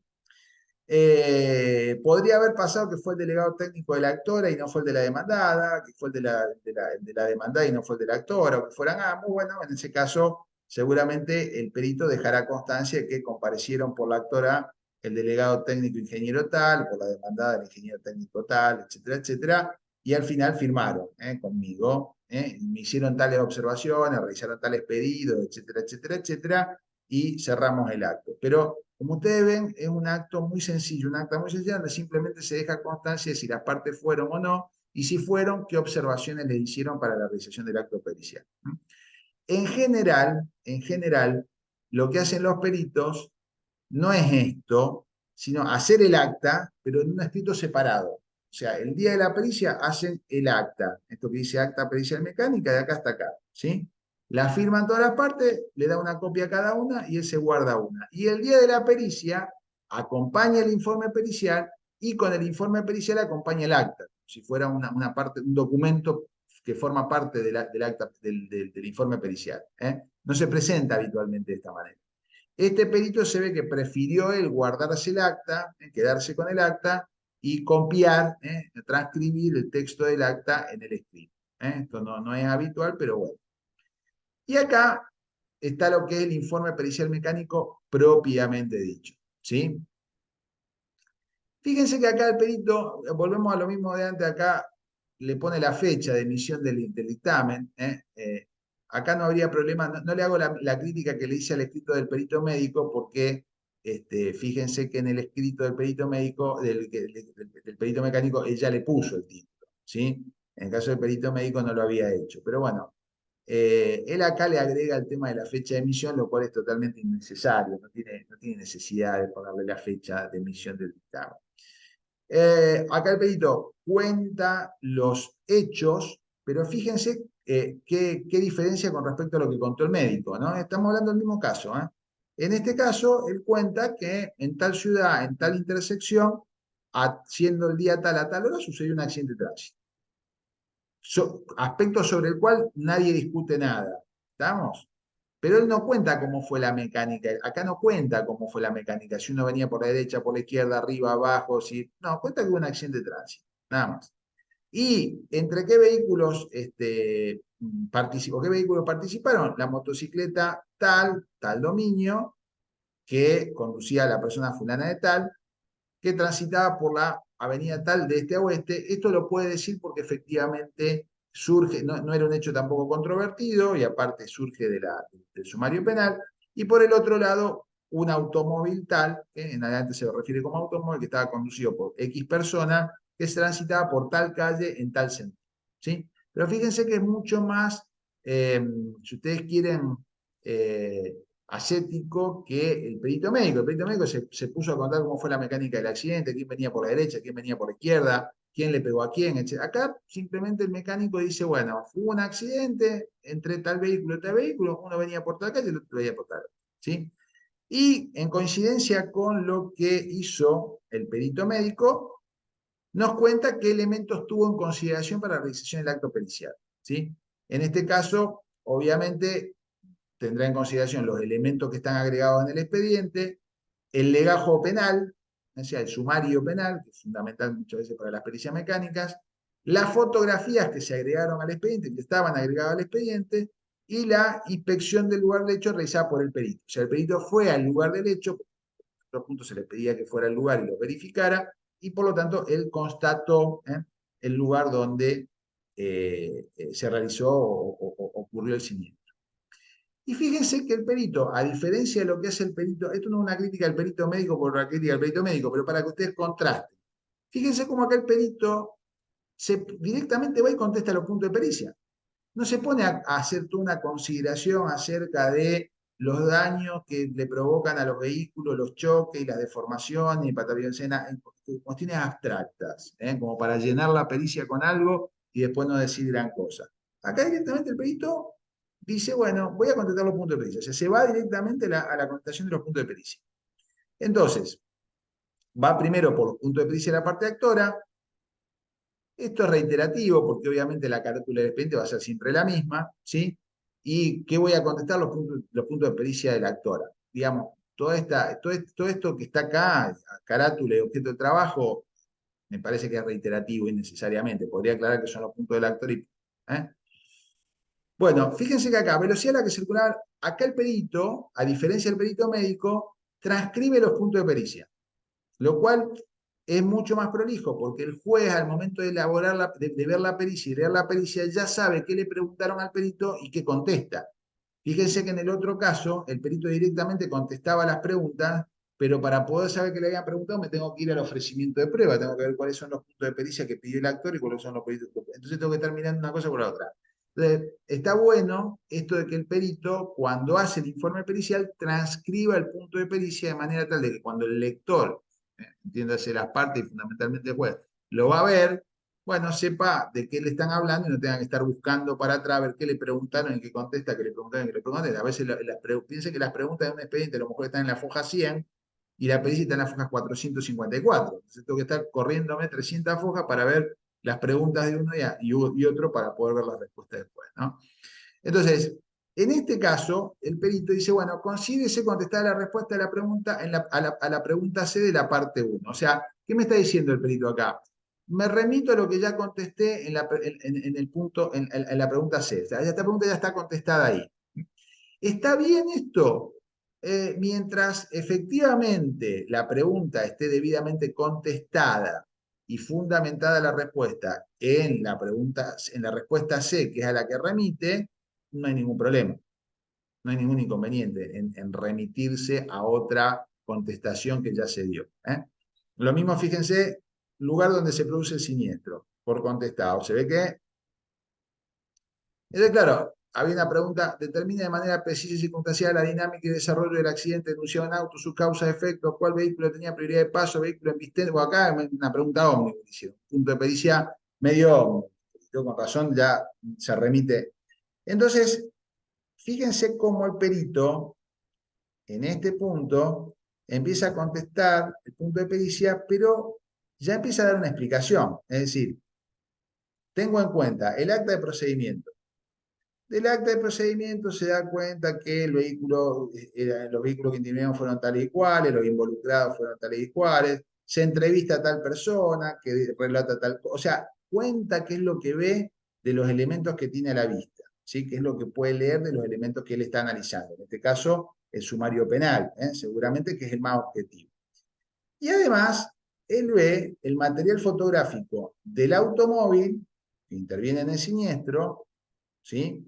Y que está en el expediente, no lo inventó él. Esto está en el sumario penal, por eso él lo trae a colación.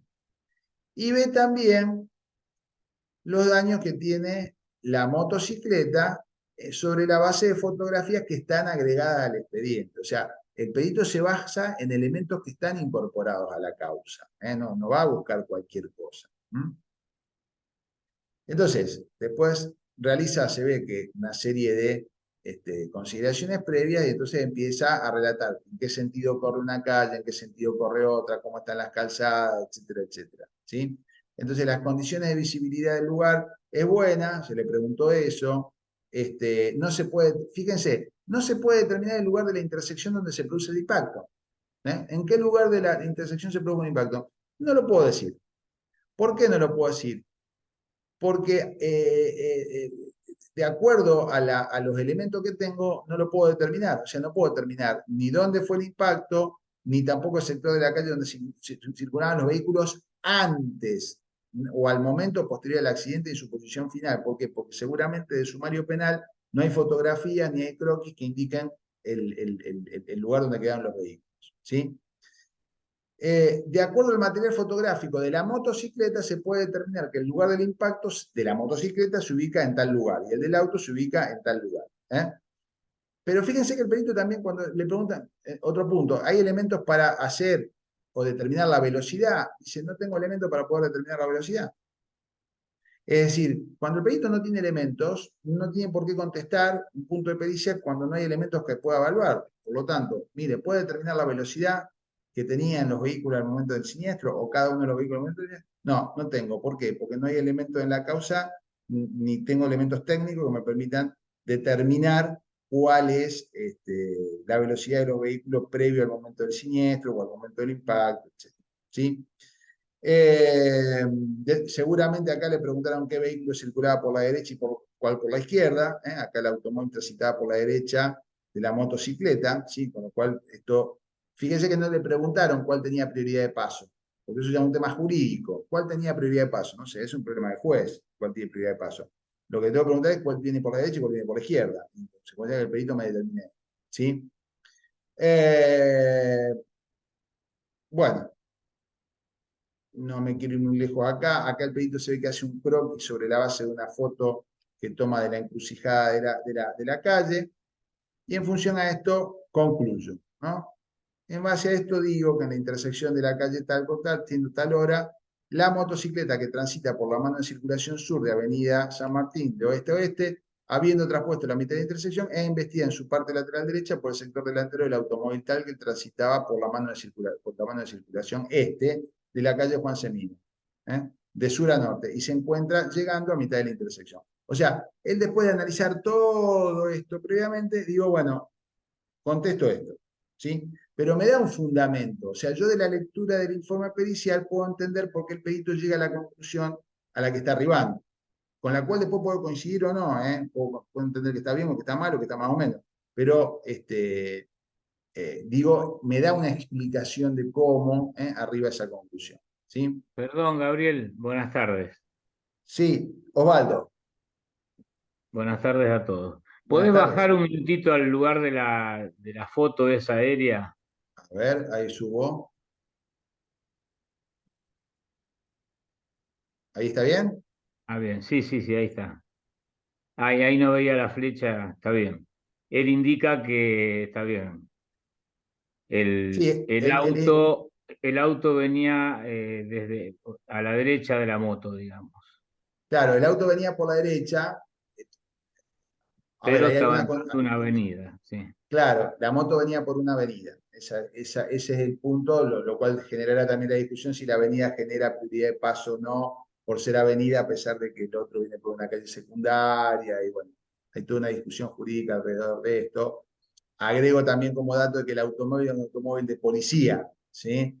Que venía siendo una persecución, pero venía sin la sirena puesta. Entonces, bueno, hay toda una serie de consideraciones adicionales. Pero en este caso en particular, fíjense que a veces los abogados preguntan, ¿quién tenía la prioridad de paso? Y el perito dice, mire, yo con respecto a la prioridad de paso no me meto, porque es un tema que lo tiene que analizar el juez, cuál tiene la prioridad de paso. Yo le puedo decir quién venía por la derecha y quién venía por la izquierda. Ahora, quién tenía la prioridad de paso, lo tendrá que decidir después en su momento. Vos podés interpretar que tenía Sí, prioridad de paso el auto porque venía por la derecha y yo puedo interpretar que tenía la moto porque venía por una avenida. Y entonces esa discusión, ¿quién la resuelve, no? sí, por eso es medio... yo no estoy de acuerdo. Es como que el perito con el plano este contradice lo que dice en la frase anterior. Si bajás un poquito más la... No, al A revés, ver. perdón. Ah, perdón, arriba. Ahí nomás. Él dice, lo de la velocidad estoy totalmente de acuerdo, está bien. En el último párrafo, antes de la foto, él dice, No no ex- existe, ah, va, no una foto, un croquis. sí, sí. Eh, él se Cuando dice va. no existen elementos en autos para poder ubicar. Claro, no existen elementos para poder ubicar sobre la calzada en un croquis la posición de los vehículos. Y a continuación agrega una vista donde él mismo dibuja la posición de los vehículos. Sí, Entonces ahí vos como abogado decime, te la está dejando picando para que lo... o sea, el abogado de la otra parte, va, o de alguna de las dos sí, de partes, cualquiera porque de las dos él es el partes. Sí, perito sí, oficial, le sí. puede decir, bueno, pero ingeniero, usted por un lado me dice que no tiene elementos para ubicarlo a los vehículos y después me pone un croquis donde ubica exactamente a los dos vehículos. Ujú. Yo creo que Sí, ahí, como es una opinión personal, el sí, sí, consejo, obviamente. yo como un consejo diría, o pongo la foto y saco el párrafo, o dejo el párrafo y no pongo la foto. No sé qué Sí, opinás vos como abogado. no. Creo que como vos bien decís, por ahí puede llevar algo de confusión. Creo que lo que quiso decir el perito, por lo menos, pero bueno, estamos dentro del campo de la interpretación. Creo que lo que quiso decir es que él no puede dar, no puede sobre la base que no hay un croquis en el sumario penal que le pueda determinar exactamente dónde quedaron los vehículos, establecer una trayectoria previa para poderla realizar. Y arma esto como para decir no tanto cómo es digamos, la mecánica del accidente en cuanto a cómo estaban ubicados los vehículos en la casa al momento del siniestro, sino antes bien para decir cómo pudo haber sido eventualmente el siniestro sobre la base del impacto que tiene la motocicleta. Pero me explico lo que te quiero decir. Es decir, me parece que lo que le está queriendo decir es, para mí esto pudo haber sido así, pero no tengo elementos para decir que esto definitivamente fue así porque no tengo un croquis que determine que esto efectivamente puede ser de esta manera.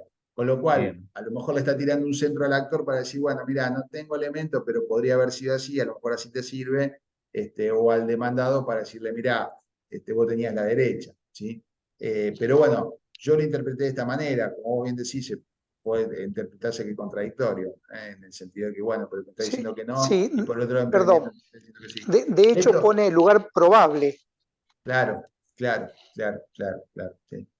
Sí, normalmente cuando yo traigo estas cosas, las pericias, generalmente saltan los peritos y se pueden hacer análisis de la pericia también, lo cual está buenísimo porque uno también aprende, ¿no? Pero bueno, yo interpreté, cuando se presentó el informe lo interpreté de esta manera, pero coincido con Osvaldo que puede darse otro tipo de interpretación en el sentido que él plantea, ¿no es cierto? Una suerte como de contradicción. ¿Eh? Eh, Fíjense, no existen elementos en auto para poder determinar, ahí voy, el recorrido posterior a la colisión y la posición final de los vehículos, ya que la instrucción policial informa que los vehículos habían sido removidos de la escena del hecho. Claro, ahí cuando se llega ve el sumario penal, que se encuentra, que la moto la levantaron y el auto capaz que lo estacionaron en otro lugar, con lo cual, como miércoles sé dónde quedaron finalmente los vehículos. Medio perdón, alguien me estaba preguntando algo y yo no, o quería decir algo y yo no le hablé encima. No, por ahí yo quería agregar nada más que no caer mucho en los juicios de valor y sí más que todo en hablar de los hechos en sí, ¿no? Más que todo eso. Claro, está muy buena, Santiago, esa consideración. a veces tenemos cierta, y nos pasa a los abogados también, ¿no? Pero las consideraciones personales uno tiene que tratar de evitarlas y tratar de ceñirse siempre en la mayor medida de lo posible a los hechos. Somos sujetos y por lo tanto tenemos una carga de subjetividad en todo lo que hacemos y decimos, ¿no es cierto? Pero siempre uno tiene que tratar de ceñirse a las cuestiones fácticas, a los hechos. ¿Cuáles son los hechos que tengo? ¿Cuáles son los hechos comprobables? Digo también porque piensen que cuando ustedes presentan un dictamen pericial, generalmente benefician a una parte y perjudican a otra. Es muy raro que beneficien a todos o perjudiquen a todos. Generalmente uno va a estar muy contento con la pericia y otro no va a estar tanto, o uno va a salir un poquito más contento que el otro. Entonces, el que no está tan contento con la pericia, te la va a tratar de voltear, te la va a tratar de impugnar, te la va a tratar de hacer menos creíble, te la va a tratar de... y te va a tratar de buscar cuáles son las fisuras que presenta el informe como para hacerlo menos creíble al juez, ¿no? Entonces, un poco esto que me está diciendo Osvaldo, mira, Gabriel, acá me parece que hay una contradicción, que el abogado del actor, la parte de la demanda, lo pueden señalar como, y sí, pues, a lo mejor la parte que se considera perjudicada con el informe puede decir, pero escúcheme, el perito me está diciendo tal cosa y después en consecuencia, siempre que hagan un informe, traten de ceñirse a los hechos y a los hechos que ustedes puedan eventualmente contestar y defender después las afirmaciones que hicieron. Yo siempre digo, usted conteste, pero conteste de manera tal de que si después lo retrucan, si después le dicen sí, pero usted tenga elementos para poder defender su posición. Porque lo peor que le puede pasar a un perito es que y presente el informe, se lo impugnen y diga, ah, no, ¿sabe qué? Tenía razón, la verdad que metí la pata, esto está mal, lo hago de nuevo. ¿Sí? Porque obviamente no habla bien del informe. O sea, un perito que se está desdiciendo de lo que dijo antes, no me da mucha confianza que digamos. ¿Sí? No digo que eso esté mal, a veces me ha pasado que peritos sean, un perito, un perito mecánico, me acuerdo que hizo, o sea, ubicó a los vehículos totalmente al revés de cómo estaban, o sea, relató la dinámica de los hechos exactamente al revés, pero porque de entrada se confundió de cuál era el auto que iba por calle Urquiza y cuál era el auto que iba por calle Alvear, me acuerdo hasta de las calles. Entonces, a un auto lo puso, al auto que iba sobre Alvear lo puso sobre Urquiza y el que iba por Urquiza lo puso en Alvear. Obviamente eso lo llevó a que todo lo que terminó contestando después estaba todo al revés, o buena parte estaba al revés, lo cual generó una impugnación y el perito, bueno, obviamente, creo que todos lo entendimos, bueno, miren, la verdad que presenté mal porque no me di cuenta de la ubicación, prácticamente rehizo toda la pericia. Pero no está bueno que eso pase. No porque después cuando le crea, digamos, no está bueno que eso suceda, en general. Entonces siempre traten de contestar los puntos de pericia de manera tal de que después cuando se los retruquen, les digan sí, pero ustedes tengan elementos para poder defender su posición, ¿sí? O para poder sostener su posición. Y en algunos casos hasta inclusive ampliar los fundamentos de la posición habida. Gabriel, Bueno, sí, perdón, una Osvaldo. última consideración que creo que No, vale. todas las que quieran, ¿eh? No, yo hago hincapié en esto porque acá hubo una mujer que resultó herida, ¿verdad? Ujú. O sea que puede llegar a existir también un juicio penal. No, de hecho hay un juicio penal, claro. Bueno, y en un juicio penal, yo lo aprendí también porque de entrada no lo sabía. Si bien se presenta el dictamen o la pericia por escrito, en el ámbito penal al perito lo hacen ir a declarar porque es todo oral el juicio. Ujú. Y si Así es. bien, como dije antes, se presentó previamente un escrito, es al solo efecto de presentarlo, pero lo que vale después es el testimonio que uno brinda durante el juicio. Ujú. Y ahí es Sí, donde coincido con vos que si uno tiene dudas o no es lo suficientemente claro, los abogados te aprietan y mal, porque cada uno defiende lógicamente su parte. claro. Entonces, por eso, sin ser cargoso, hago hincapié en que coincido con vos, hay que ser fáctico, contestar lo más exacto y conciso posible, porque después eso es lo que uno va a tener que decir en el juicio. Sí, sí, y es muy pertinente, Osvaldo. Yo, inclusive, como les dije en nuestro primer encuentro, enfocamos esto desde el análisis de las pericias presentadas en el ámbito civil, comercial, laboral. obviamente también la pericia puede ser presentada en un juicio penal, y en el juicio penal, que tiene otra dinámica, está muy bien tu aclaración en el sentido de que la pericia, cuando a vos te contratan como perito mecánico en un sumario penal, el informe es por escrito, pero después te van a llamar a la audiencia y bueno, venga y explíqueme en la audiencia lo que usted dijo. Con más razón todavía, lo que vos pusiste o expusiste tiene que estar debidamente fundamentado para que lo puedas sostener. Les vuelvo a repetir lo que decía también en clases anteriores. El perito desde el punto de vista penal es evaluado como un testigo. O sea, hay toda una discusión jurídica acerca de si el dictamen pericial es una testimonial o en realidad, o sea, el perito es una suerte como de testigo calificado, o en realidad la pericia es una prueba distinta de la prueba testimonial, etcétera, etcétera. Bueno, no tenemos los civilistas, hay toda una discusión acerca de todo esto. Pero en materia penal, el Código Penal trata al perito como un testigo y lo castiga de la misma manera. O sea, el falso testimonio, el delito de falso testimonio, de perjurio, aplica tanto a la figura del testigo como a la figura del perito que falsea dolosamente, intencionalmente, los datos de un informe. Entonces, uno tiene que ser muy cuidadoso en lo que pone y lo que dice, porque aun cuando el dictamen que estuviera emitiéndose estuviera siendo dado en el marco de un juicio civil, este es un juicio civil que tuvo connotaciones penales, porque obviamente al haber un herido en un accidente de tránsito, ustedes saben que se forma un sumario penal por lesiones culposas. Entonces, por más que el perito que hizo el dictamen acá lo hizo dentro del marco de un proceso civil, ¿sí? Para la indemnización de los daños y perjuicios ocasionados a la persona que manejaba la motocicleta, no es menos cierto que si acá el perito dice cualquier cosa o termina fundamentando o inventando cualquier cosa, puede ser pasible de que el juego, las partes digan, miren, acá me parece que hay falso testimonio, que el perito me parece que está mintiendo, no solamente pedimos la nulidad, lo impugnamos, esto y lo otro, sino derive las actuaciones al juez penal, ¿no es cierto? Así que, sí, me parece muy pertinente, Osvaldo, tu comentario, y no para asustar, sino fundamentalmente para tratar de cuidarnos las espaldas.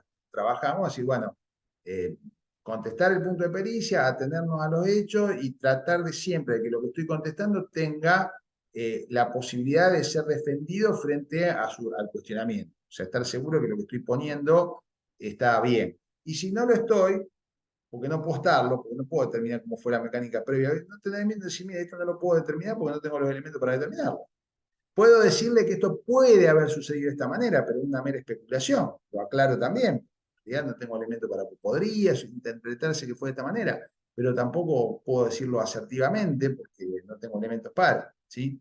Entonces, me parece siempre muy importante destacar. Bueno, no lo quiero hacer muy largo para que se nos va a terminar un poco la clase de hoy, pero digo, fíjense que acá tenemos, el perito hace la valoración de los daños de la motocicleta, toma sobre la base de esto un presupuesto emitido por un taller llamado Chochi, que lo toma como válido dentro del expediente judicial porque fue previamente reconocido. Entonces, conforme a ese presupuesto, más la fotografía, dice, bueno, veo que efectivamente el valor de reparación puede ser o es el valor de los repuestos es la mano de obra es o sea, de alguna manera, no sé en este caso si porque al perito le resultó más cómodo remitirse al presupuesto que habían armado, o porque realmente estaba efectivamente de acuerdo con esto, emite una opinión respecto a cuál es los costos de reparación del vehículo, en este caso de la motocicleta, ¿sí? Y detalla cuáles son los daños que tiene el vehículo. Después acá se le preguntó el tiempo de reparación de la bicicleta, fíjense que explica cuál es el fundamento, tiene que estar parada tanto tiempo, el lazo destinado son tanto días hábiles, Entonces esto lo lleva a concluir que, fíjense que hay una explicación, siempre hay una explicación de por qué contesto lo que contesto. Y esto que nunca se debe preguntar, porque informe todo otro punto que el señor perito estime de interés para la decisión de los hechos, bueno, desde ya le destaco que este punto de pericia no lo pedí yo, pero esto está, le abre la puerta al perito para que el perito me diga lo que quiere. Bueno, mire, está todo mal lo que preguntó el abogado del actor, venga, en realidad el accidente fue de esta manera. Bueno, en realidad esta es una crítica que yo le hago a los abogados. Nunca pregunten así a un perito. El perito acá podría contestar lo que quiere y le habilitó el abogado para hacer esa pregunta.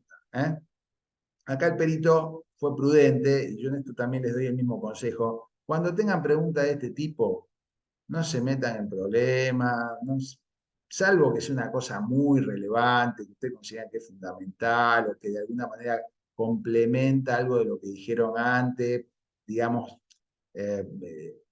mejorando la posición de lo que ustedes contestaron, o sea, alguna cosa por el estilo, no se metan a contestar cosas que no le preguntaron. O sea, porque eso genera, más allá de todo esto, después genera que venga la parte que se siente perjudicada por esta contestación y entonces se lo impune.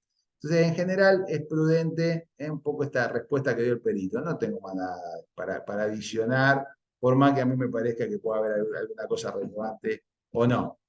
Esto es un consejo que les doy a nivel profesional. Y fíjense que la secuencia para los puntos, acá hubo punto de pericia también de la parte demandada.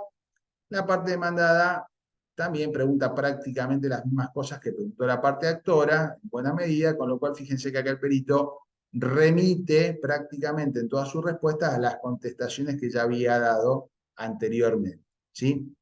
Insisto, esto es perfectamente válido porque fíjense que los puntos de pericia son los mismos, prácticamente, o muy similares, a los que se habían detallado por parte del actor en su punto de pericia. Entonces, prácticamente acá lo único que hace el perito es decir, bueno, ya contesté todo esto más arriba, por lo tanto me remito a las contestaciones que di más arriba. Fíjense que prácticamente los puntos de pericia de la parte demandada están todos contestados por el perito en los puntos de pericia del actor. ¿Sí? Y también la otra parte es el mismo punto relativo a esta suerte de punto abierto. Y en la parte final, fíjense que el perito acá, cierre, ¿no? Dado por cumplimentada la tarea realizada en auto, elevo a vuestra señoría el acta de realización de la pericia y el informe pericial, en tantas hojas o en tantas páginas. Por lo tanto, solicito que oportunamente proceda a regular mis honorarios profesionales. O sea, presento la pericia, ya terminé mi trabajo, regulo mis honorarios profesionales, será justicia. Y ese loguito que quedó ahí es porque hace la firma, la borramos acá, pero estaba la firma digital del perito. ¿Sí? Bueno, salvo. ¿Alguna pregunta, amén de lo que hemos estado charlando hasta acá? ¿Alguna consideración?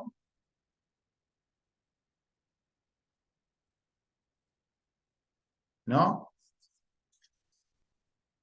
Bueno.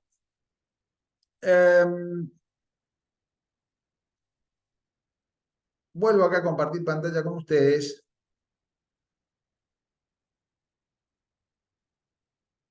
Y bueno, ya estamos en la situación en que el perito presentó ya el informe pericial. ¿Sí? Vamos a ver qué puede llegar a pasar una vez presentado el informe pericial. ¿Qué pasa si el perito no presenta el informe pericial? Vamos a empezar por la peor de las hipótesis. El perito no hace el informe pericial y por lo tanto no lo presenta. Bueno, esto en consonancia con el artículo 193 que vimos antes y el artículo 189 que vimos en clases anteriores. Vencido el término que le dio el juez, ya sea porque se lo dio a Vinitio, cosa media rara, o ya sea porque le intimó a presentar la pericia y no la presentó, sin que el perito presente el dictamen o la ampliación del dictamen, tema sobre el cual voy a ir ahora, fíjense, serán reemplazados y excluidos de oficio de la lista respectiva por un año y el año siguiente y pasible de multa hasta 20 años. O sea, la sanción es la misma que si ustedes no hubieran aceptado el cargo. Motivo por el cual siempre presenten la pericia, aunque sea tarde, aunque sea fuera de término, aunque sea lo que fuera, pero presenten la pericia, porque las sanciones son severas. Insisto también lo que les dije en clases pasadas, no es que esto es automático y que porque no presentaron la pericia en el término, automáticamente el juez de oficio le va, pero sí, si no presentan la pericia una vez que son intimados a hacerlo y pasa un plazo prudencial para esto, seguramente el juez va a pedido de la parte pertinente, lo va a remover del cargo, lo va a sacar de la lista del año siguiente, además le va a pedir una multa, así que la verdad que no es nada grata la situación. Bien, por el contrario, a la inversa, lo que sucede habitualmente, puede suceder que el perito presente el dictamen, ¿sí? Presente el dictamen. Y acá yo les propongo que hagamos un pequeño ejercicio relativo a los requisitos que hacen, por un lado, a la validez del acto pericial. Un poco lo que me preguntaba hoy, no me acuerdo si fue Osvaldo, Darien me lo preguntó, con este tema de la nulidad y la observación, las impugnaciones, un poco el tema de la validez de la pericia y la eficacia de la pericia. Es decir, hay requisitos que hacen a que la pericia sea pericia y por lo tanto no se anula, y hay requisitos que no hacen tanto a que la pericia sea válida como tal, o sea, como acto procesal, pero sí que no guarde o no tenga los efectos adecuados que debería tener como acto pericial, o sea, que no sea tan eficaz como medio de prueba, ¿sí? Vamos por los primeros. Todo esto da lugar a una nulidad, ¿eh? O sea, retomando lo que me consultaba hoy Darien, ¿qué pasa si una pericia tiene alguno de estos vicios que yo voy a señalar ahora? Bueno, la pericia es nula, ¿eh? Y lo que se van a comer es un incidente, seguramente un incidente de nulidad, ¿eh? O podría dar lugar a un incidente de nulidad. Primer requisito, que ustedes obviamente no tienen por qué conocerlo porque ustedes ya llegan al proceso, ya todo esto se tiene que haber dado, o sea, ustedes no pueden llegar al proceso sin que este requisito se dé previamente. Pero el primer requisito es que la pericia, la designación del perito, la realización de la prueba pericial, tiene que ser realizada previo consentimiento de las partes o bien porque la ordenó de oficio el juez. O sea, casi es una verdad de perogrullo, ¿eh? Pero ahora les voy a contar una experiencia que estoy teniendo en este momento. Digo, casi es una verdad de perogrullo, pero el perito no puede hacer ningún trabajo ni puede llegar al juicio si previamente las partes no lo propusieron y el juez lo ordenó, o bien el juez lo ordenó de oficio, ¿eh? En un juicio laboral que estoy contestando ahora, por ejemplo, la parte actora ofrece prueba y pide que se provea anticipadamente la prueba pericial contable. Y el juzgado le provee la prueba pericial contable, pero resulta que cuando yo leo la demanda, la prueba pericial contable no está ofrecida en ningún lado. Es decir, o copió mal el abogado cuando hizo el ofrecimiento o pasó algo, porque en realidad él nunca ofreció prueba pericial contable. Pero en el petitorio de su demanda, de su escrito de demanda, dice, bueno, provéame anticipadamente la prueba informativa y la prueba pericial contable. Y el juzgado, sin advertir nada, porque muchas veces leen el petitorio y no se ponen a leer todo el texto del escrito, le proveyó, bueno, la pericial contable, sorteese un perito contador, etcétera, etcétera, etcétera, etcétera. Bueno, por supuesto, si yo consiento eso y pasa, bueno, ya el perito llegó a la pericia y tiene que trabajar, porque está designado como tal, será una negligencia de parte del actor y del demandado haberlo hecho, pero bueno, ya está. Ahora, yo obviamente tengo fundamento para decirle al juez, mire, señor juez, se equivocó, esto está mal proveído, porque en realidad nadie ofreció la prueba pericial contable, el abogado de la otra parte le está pidiendo que la provea, pero provee aire, porque no hay ninguna prueba ofrecida en ese sentido, no hay punto de pericia, no hay nada, motivo por el cual déjela sin efecto, ¿sí? Entonces, vuelvo al tema. Si eventualmente nadie pidió la prueba, el perito por H o por B, el juez no la termina designando y alguna de las partes no la ofreció y por H o por B, por un error, se comparece un perito en un proceso, interviene y presenta el informe pericial, bueno, eventualmente podría ser nulo. Sí, podría ser nulo. Es muy raro que esto suceda, lo quiero aclarar, pero segundo, debe ser realizado por un perito formalmente designado en autos a tal fin. O sea, el perito tiene que tener la designación de perito por parte del juez, ¿sí? Sea porque lo sorteó, sea porque las partes de común acuerdo se lo propusieron. Pero la incorporación del perito al expediente judicial se hace a partir de que fue designado por el juez, como tal. Tercer requisito, el perito debe haber aceptado el cargo. Para poder hacer el informe pericial válidamente, tiene que haber aceptado el cargo y prestado juramento de desempeñarlo legalmente. Esto que parece una formalidad, debe ser cumplida.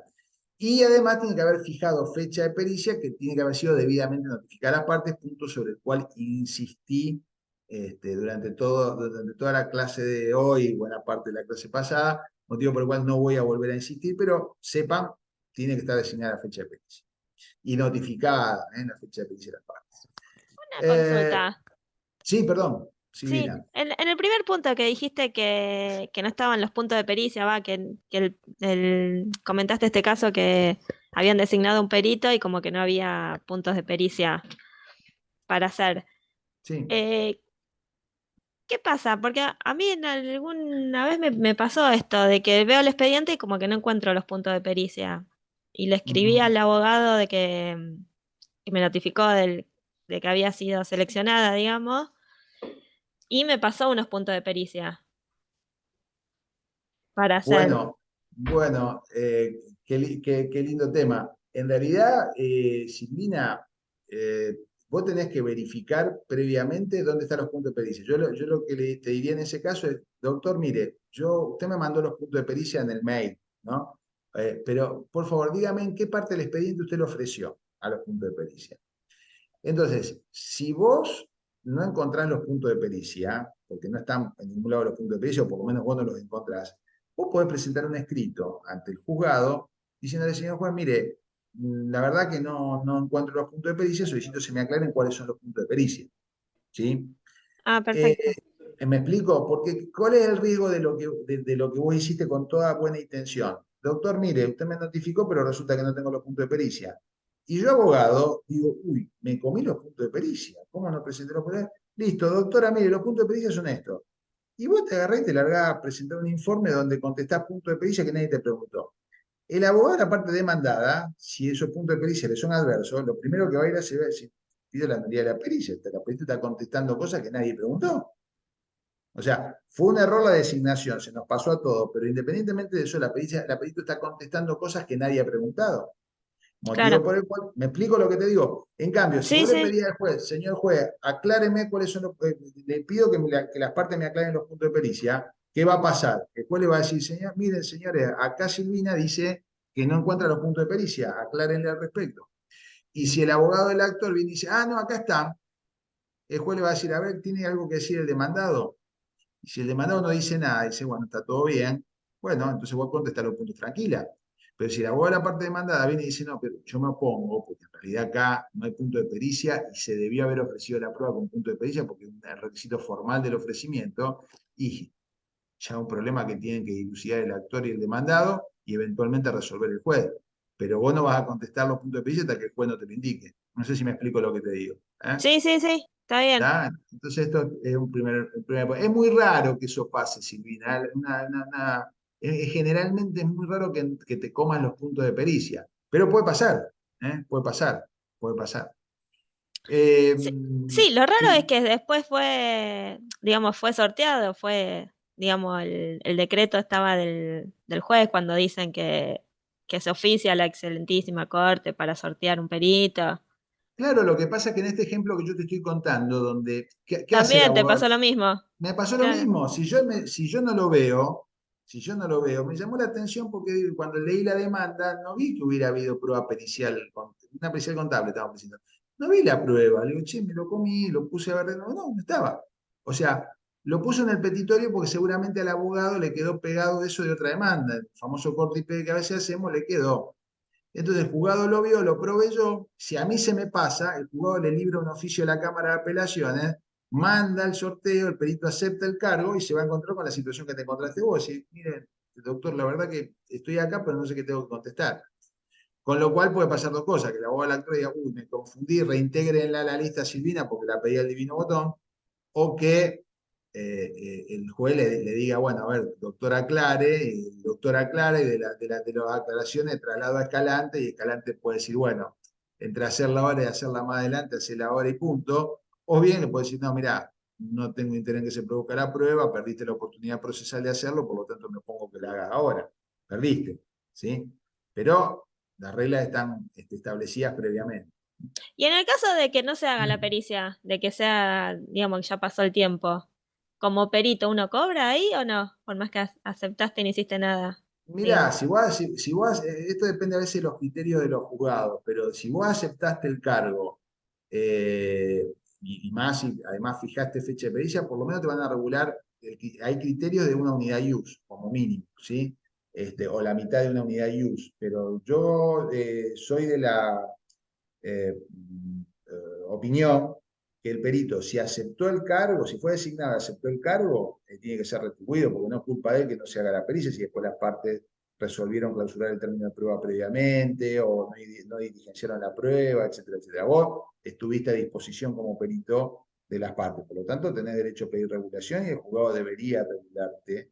Y en general los criterios, por lo menos en los juzgados de primera instancia, es regular una unidad ius, por lo menos los criterios vigentes, salvo que la causa sea de tan poquita, la unidad ius hoy está en 28.000 y chirrita de pesos, salvo que la causa sea de tan poca monta que no ameritara tampoco una regulación así, pero menos de medio ius no te van a regular.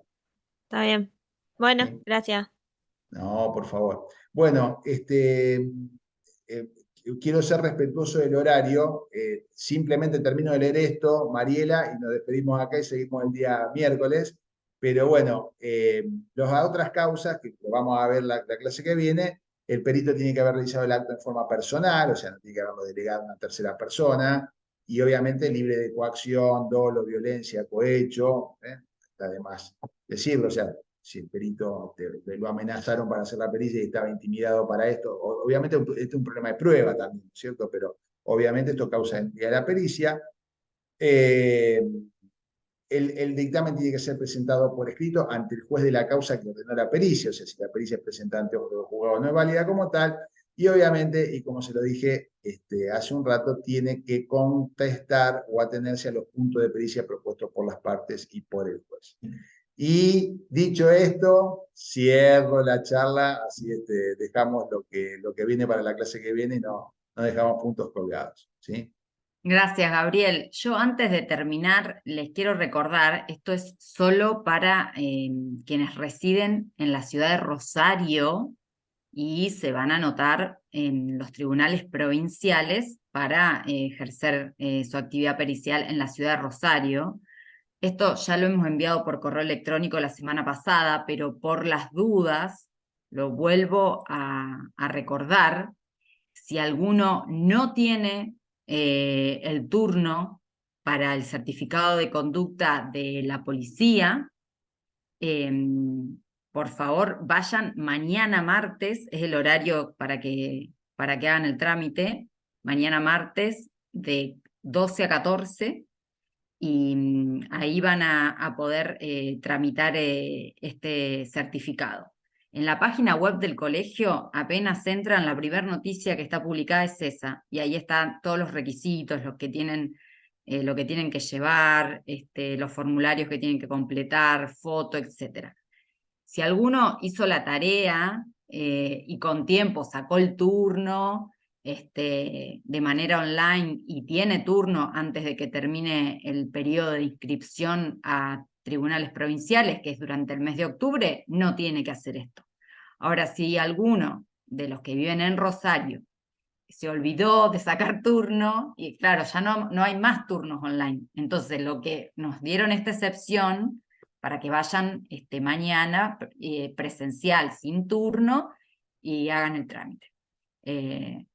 Pero bueno, sabíamos que ya había varios que se habían adelantado y como sabían de esto, habían sacado su turno con anticipación, así que bueno, no van a necesitar de este turno exclusivo del día de mañana martes.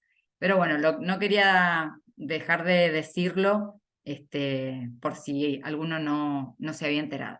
Eso es todo. Bueno, muchas gracias. Muchas gracias, hasta el miércoles. Gracias, hasta el miércoles. Chao, Gracias, gracias. hasta el miércoles.